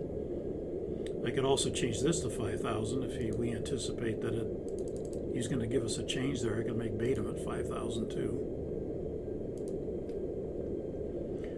So the easiest way to do that, like we said, is bring the last waypoint down to the scratch pad, go previous page, and bring it into the boxes, and that's going to bypass all this stuff.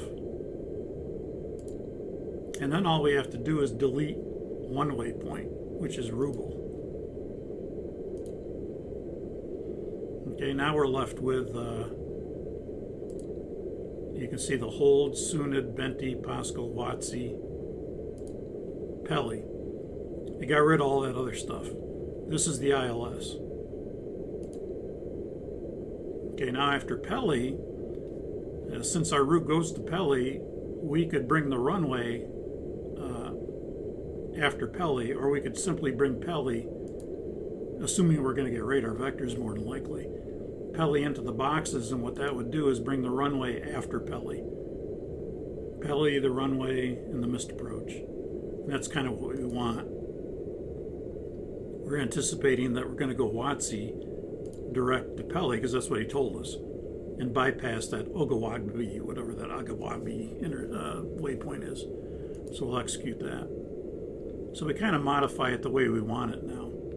Now let's talk about exiting the hold. How do we exit the hold? Well, the way we do that is push the exit hold prompt here.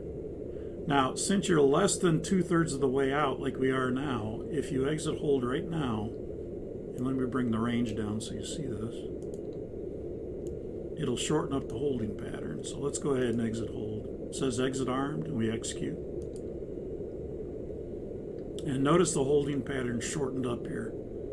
It shortened up because we were less than 2/3 of the way out. If you're more than 2/3 of the way out, it'll keep it the same length. But in this case, we were still less than 2/3, so it shortened it up. And it heads back for the fix now.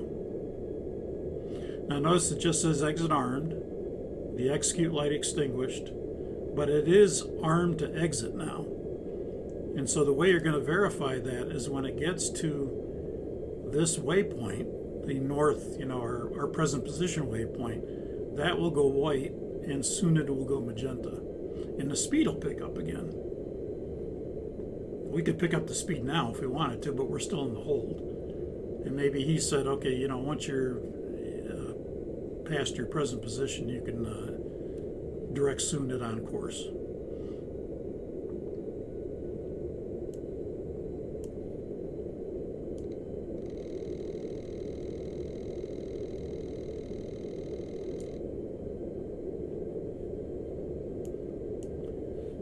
And let's take a look at the ILS.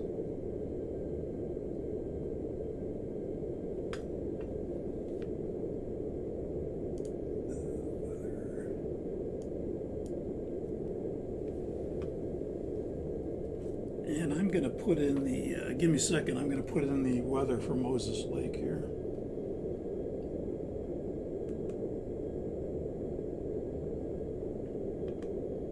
So Kilo Mike Whiskey Hotel, Moses Lake.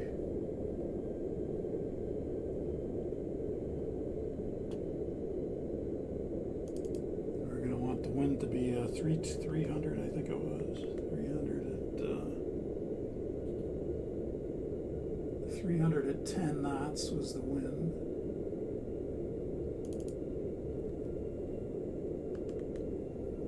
And the altimeter was 29er, 89er, is that what I said? 29er, 89er. So notice as it crosses that present position, soon it becomes the active waypoint. The hold drops out, the speed increases, and off we go on our route.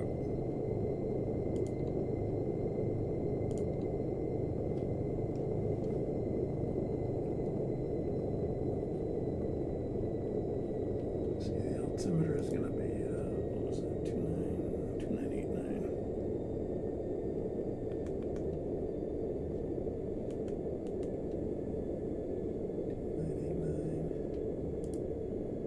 And the temperature there is, what's the temperature? Temperature 19.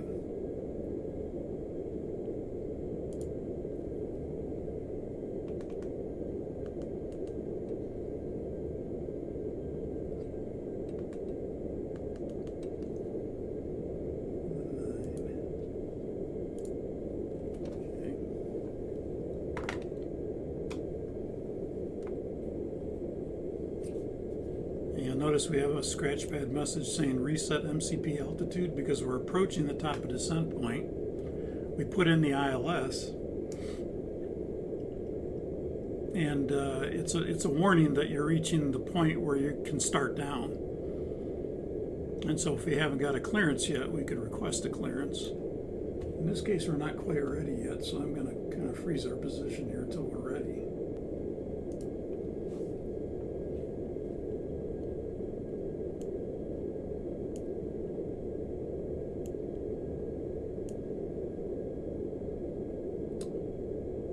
Okay, you should be seeing an approach chart for ILS 32 right, and I'm gonna put our barrel minimums in at 1367.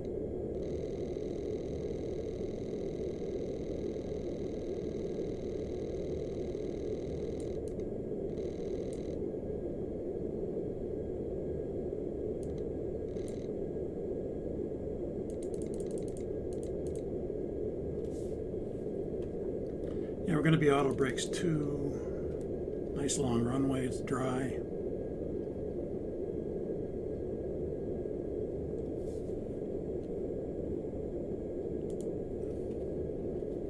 Yeah, so I put in our barrow at 1367. I put auto brakes 2 in here. And we could finish our CDU, because I don't think we finished that. We did depth bar, we did legs, we did nav rad, 109.5327. That's good on the approach. Actually, on the plate it's 324, and that's what it is in real life, but in here it's 327 for some reason, but that's okay. And our weight for flap 30 will be rough 149. I'll put that in. So we did depth bar, legs, nav rad, a knit rough. That's the Y pattern. Our auto brakes are set, our minimums are set, and now I can review the plate and then transfer control of the airplane at some point to the pilot monitoring, and then I'll brief the approach as the pilot flying.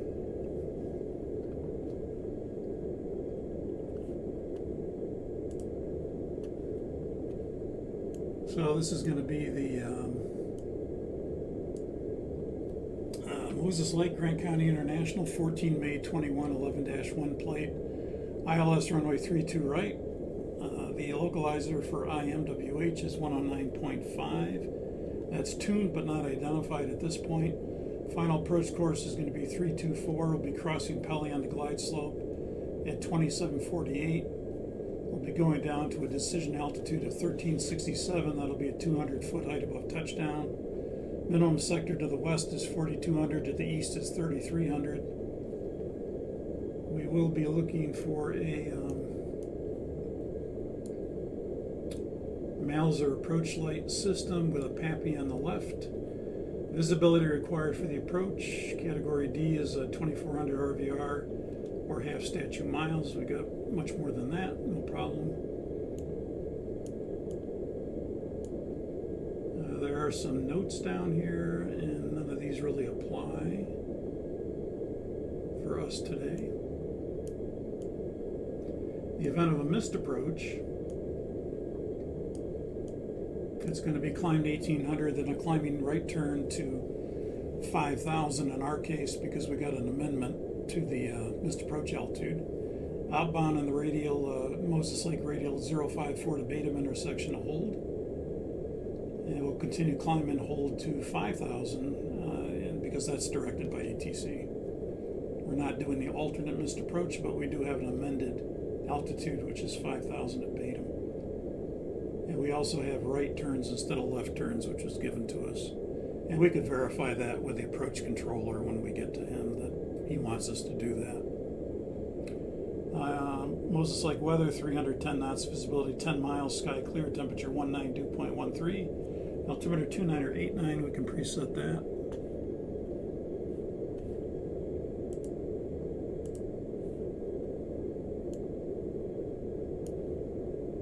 So we'll preset that altimeter 2989.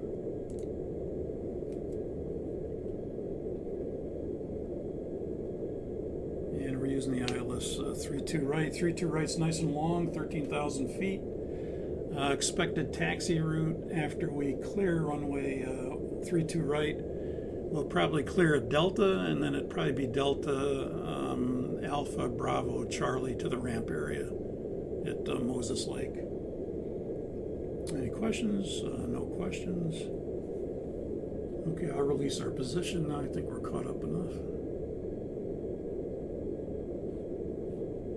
Let me release our position. Where are you? Where are you?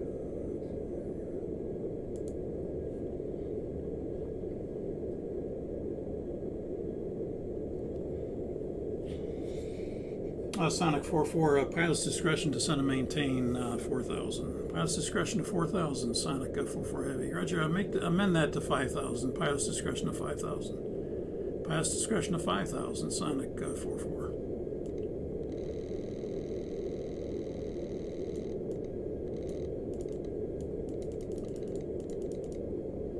Again, you'll notice the top of descent point is in front of us.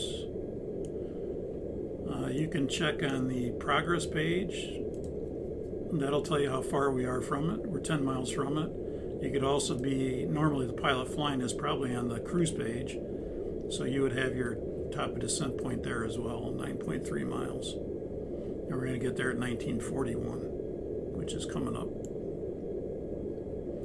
We set our lower altitude in the window, so once we pass that top of descent point, the airplane will start down automatically, and then it truly will be on a path at that point. Right now you notice that at our cruise altitude it says speed VNAV path. Well, VNAV path is because it's at our programmed cruise altitude, which is 19,000. But once it crosses this top of descent point, the Econ cruise page is going to change to the descent page automatically, and the airplane will start down at idle thrust on the path based on the constraints that we have in here.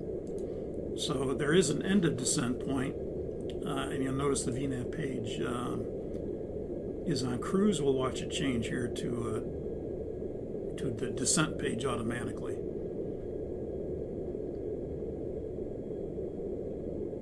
And again, our altimeter is preset for 29 or 89. And you'll notice the descent page changed automatically. Okay, let's do the descent checklist. We do that normally before the top of descent point.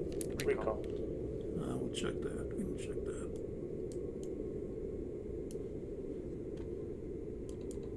Okay, recall's checked. Auto brake. 2. Landing data. VREF 30, 149, minimums 1367. Approach brief. Completed? Descent checklist complete. Thank you.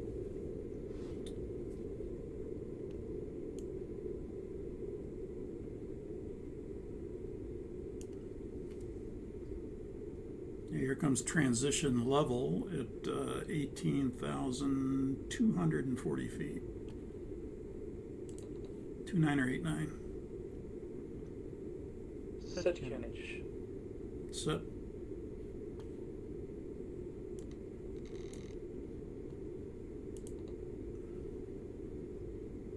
Now you notice when we cross the top of descent point, we also got a vertical deviation indicator that popped up, and that's showing our relationship to the path. Right now it's right on the path.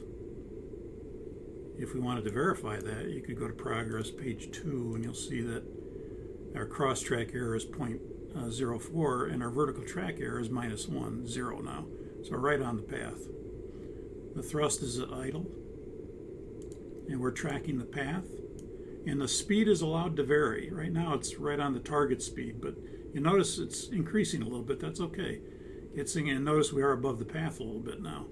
So it's going to pitch down to get that path, and it will allow the speed to increase. Oh yeah, okay. Mr. Sylvan is still on manual, and I got to put him back to auto. Okay, so let's, because he's not going to do his job unless I have him on auto here. So Mr. Sylvan, where are you? Okay, let's put that check mark in there. And maybe he'll set it. He may not. Let's see.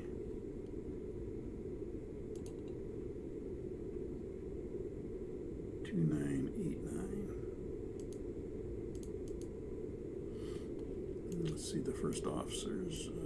I got to do his too. Go 2989. Okay. Mr. Sylvan is turned back on now, so he would normally set all 3 altimeters for me. I'd set mine and then I'd check that this is correct, and I know his is correct because he set his. Sonic 44, you can contact Grant County Approach now 128.4. Good day. Sonic 44, Grant County Approach 128.4. Good day. In Grant County, it's Sonic 44 Heavy We're leaving 13,800, descending to 5,000. Sonic 44 Heavy, roger, good afternoon. Turn left heading 290 vectors ILS 32 right, and turn left after Watsy. Left turn 290 after Watsy for ILS 32 right for Sonic 44 Heavy. So we can preset that.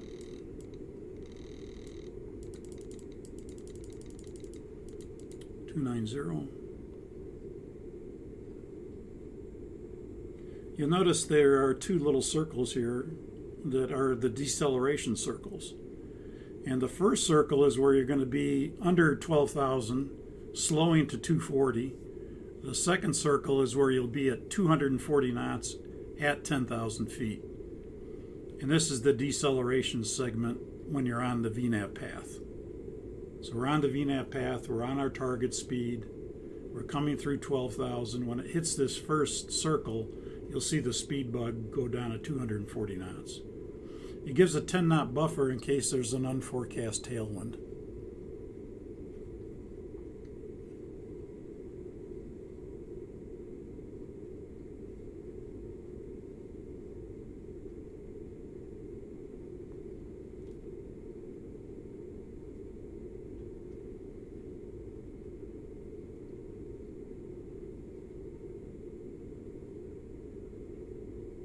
So here it's going to hit that first circle.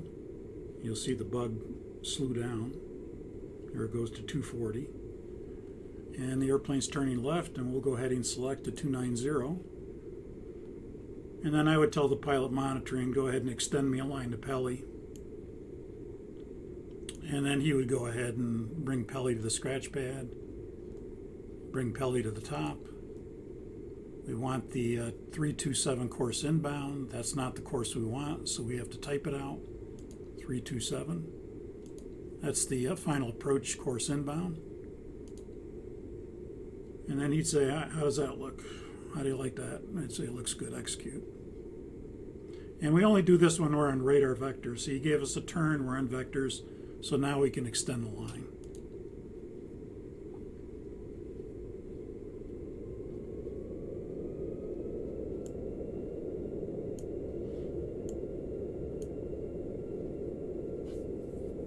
And now that we're on, now that we've gotten the turn, see, notice what VNAV's doing now. It's slowing our descent down to stay on the path for restrictions that are on the legs page. This Pelly, well, ATC wants me to get down to 5,000, so this is where I'd kind of transition to flight level change now. Because it's kind of, it's going to take its time now. Once we're off the path like that, and that path is no longer going to Pelly, it may start to slow us down. Slow the descent rate down, and we want to get down.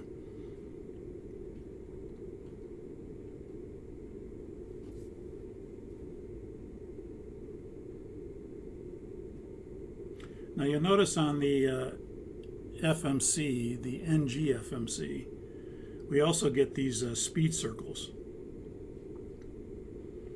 And these speed circles give us recommended speeds to be clean, and to be at flaps 1, and to be at flaps 5, and then flaps 10. These are actually nice reference speeds to have, because they kind of, based on where you are and where you're going, they kind of give us a good indication of, where we're going to be. In this case, you can see we're going to be at 5,000, where the arc is right now, based on our current vertical rate. If I were to give us some speed brakes, I'll extend the speed brakes here. You'll notice the arc again moves in because now the vertical rate's increasing. And so this is where we're going to be at 5,000 feet.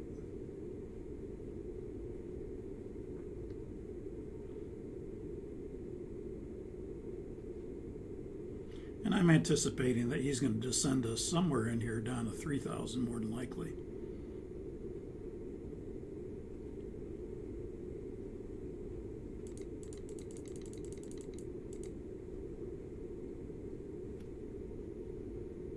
Now again, pages, I'd probably be on the, I could be on the VNAV page, and then I'll switch to progress at some point, and he could be on the legs page. There's no set rule on that. He could be on progress and I could be on legs. You know, I might want to be on legs and he can go to progress or stay on the VNAV page. But normally as pilot flying, I'll be on the VNAV page until I don't need it anymore. And I really don't need it now, so I could go to progress at this point and he could go to legs. And then what that does is it just tells me the total distance to the airport.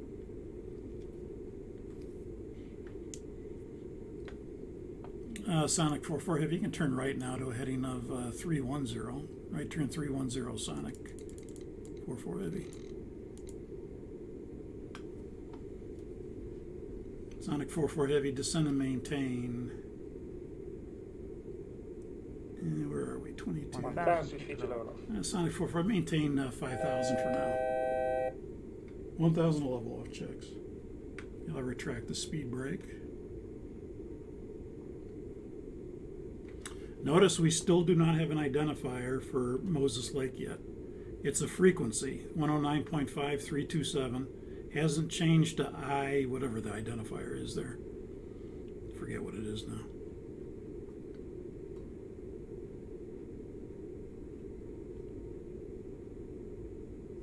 Speed out. Sonic 44 Heavy, turn right heading 330. 330 Sonic 44 Heavy. Localize for life. That checks.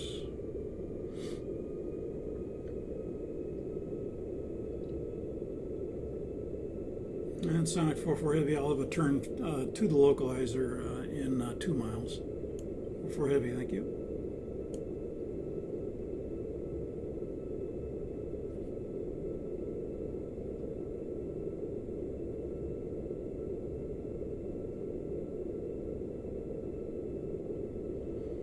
Sonic 44 Heavy, you can turn left heading 310, intercept the localizer, approach clearance in 10 miles. 310 for Sonic 44 Heavy will intercept the localizer, approach clearance in 10 miles. Localizer armed.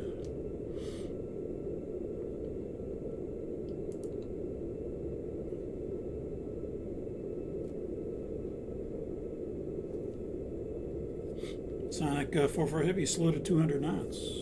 Sonic 44 Heavy, your edge will slow to 200 knots. Flaps 1. Flaps 1. Okay, let's run the approach checklist. Approach check system altimeter. Altimeter is 29 or 89 inches. Approach check is completed. Thank you.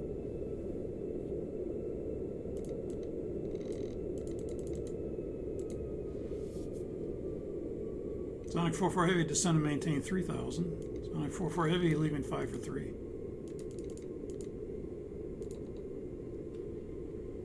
$3,000 flight level change, thrust flight level change, speed.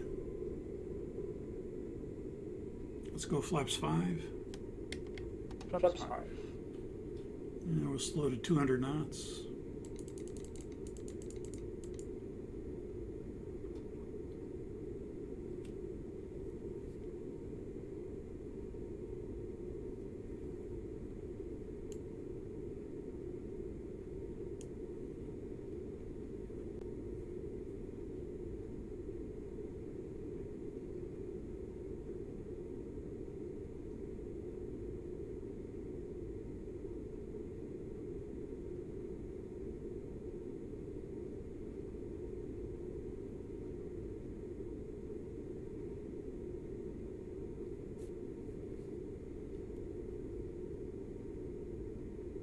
$1,000 feet to load off. That checks.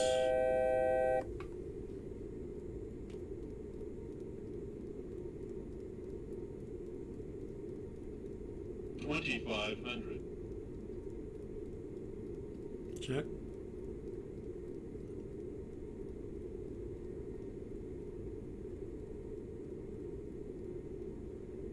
Speed out. Caution, terrain. There's the terrain again. Caution, terrain. There's actually no terrain out here. That's what, at 3,000 feet, there's no terrain 7 miles from Pele on the approach. So this is kind of an anomaly here. That shouldn't be triggering.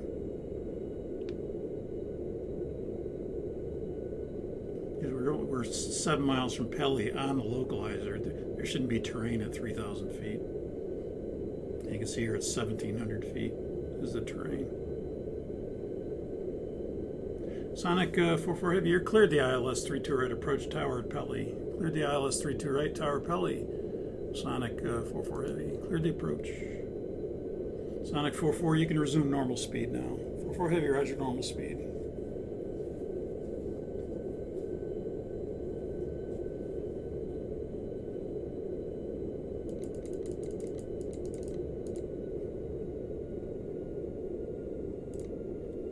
Let's go flaps 10. Flaps 10.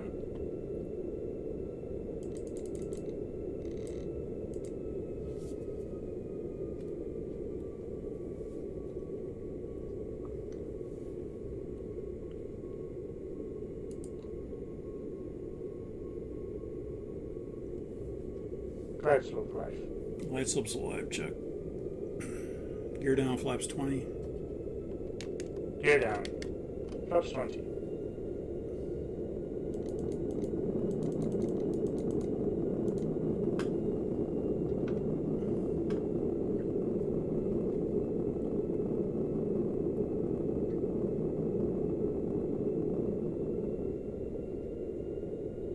County Tower, it's Sonic 44. We're approaching Pelly. Just verify in the event of a miss, you want right turns at Batum at 5,000 feet. Sonic 44 Heavy, roger, that's affirmative. In the event of a missed approach at Batum, right turns 5,000 feet. Sonic 44, roger, we're approaching Pelly at this time. Sonic 44 Heavy, roger, clear to land runway 32 right, wind 300, 10 knots. Clear to land 32 right, Sonic 44 Heavy. Let's go flaps 30. And flaps 30. And landing checklist. Landing checklist. Speed brake. Armed. Landing gear. Down. Flaps. 30. Landing checklist complete. Thank you. Missed approach altitude's 5,000.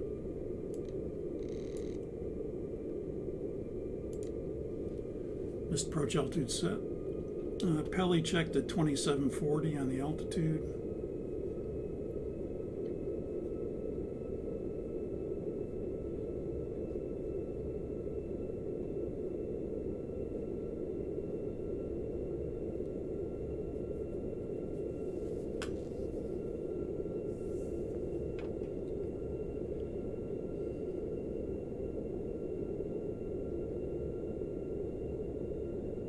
Thousand feet, instruments normal, missed approach altitude set.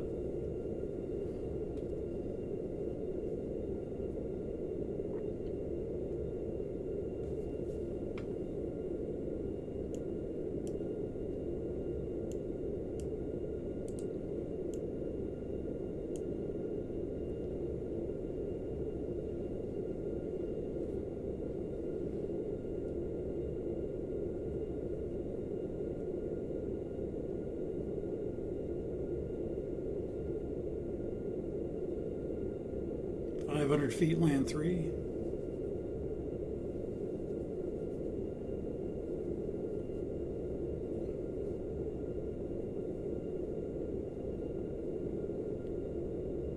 Approaching minimums. Approaching minimums.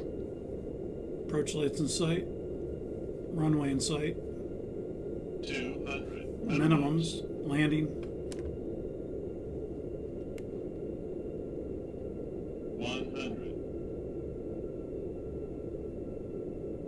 50, 40, 30, 20, 10. Speed brake up. Reverser's normal.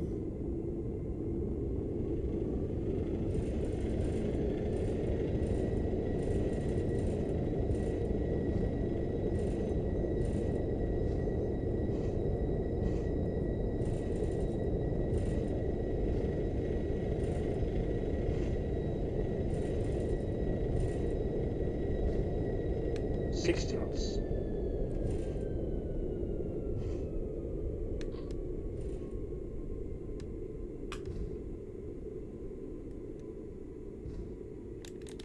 Auto brakes off. Auto brakes. autopilot off. Sonic 4-4, left turn to Delta, contact ground. Left to Delta, contact ground, Sonic 4-4 Heavy.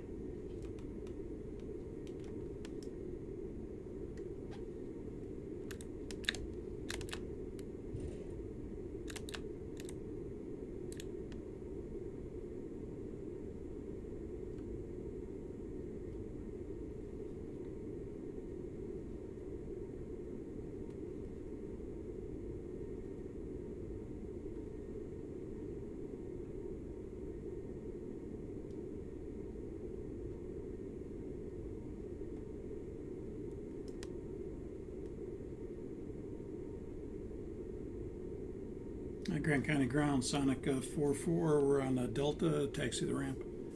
Sonic 4-4, roger, you can taxi via Delta, Alpha Bravo Charlie to the ramp, or Charlie Bravo Alpha to the ramp. Sonic 4-4 Heavy.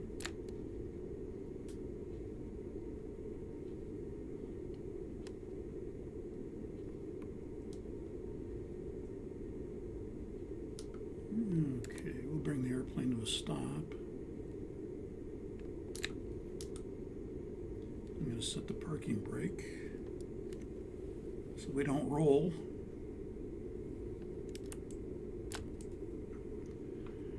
Okay, Captain gets the speed brake, turns his terrain off, and gets the auto brakes off since they're right there. After landing procedure.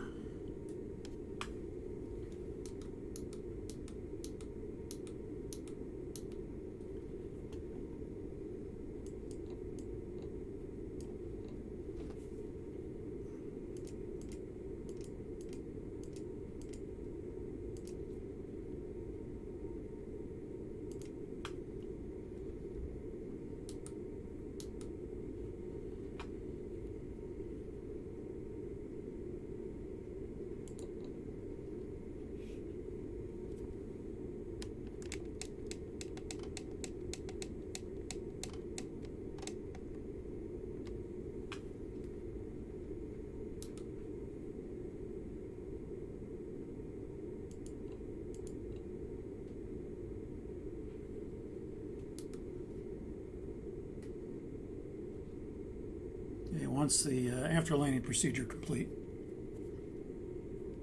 Once the flaps are up, we'll be at the gate.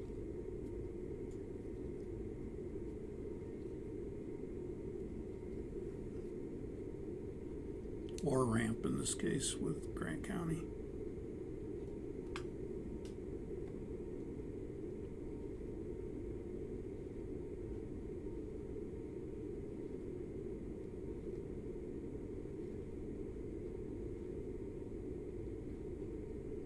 The flaps are up, shutdown procedure.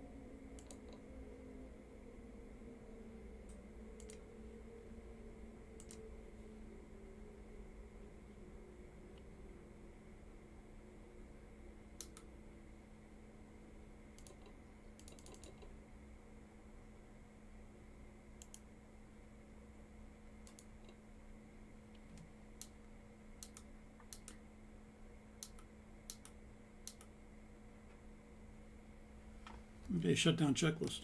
Shutdown checklist. Hydraulic panel. Set for now. Fuel pumps. Off. Flaps. Up. Parking brake. Released. Set for now. Sorry, set. Fuel control switches. Cut off. Weather radar. Off. Shutdown checklist complete. Hey, ground to flight deck chocks are in. Chocks are in, thank you.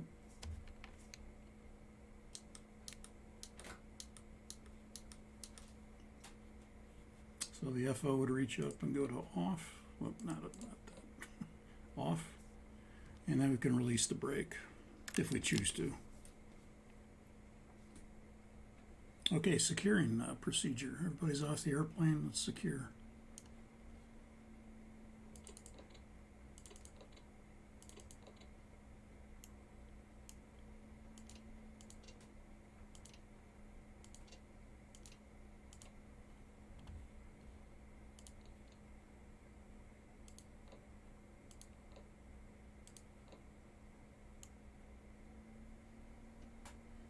Secure checklist.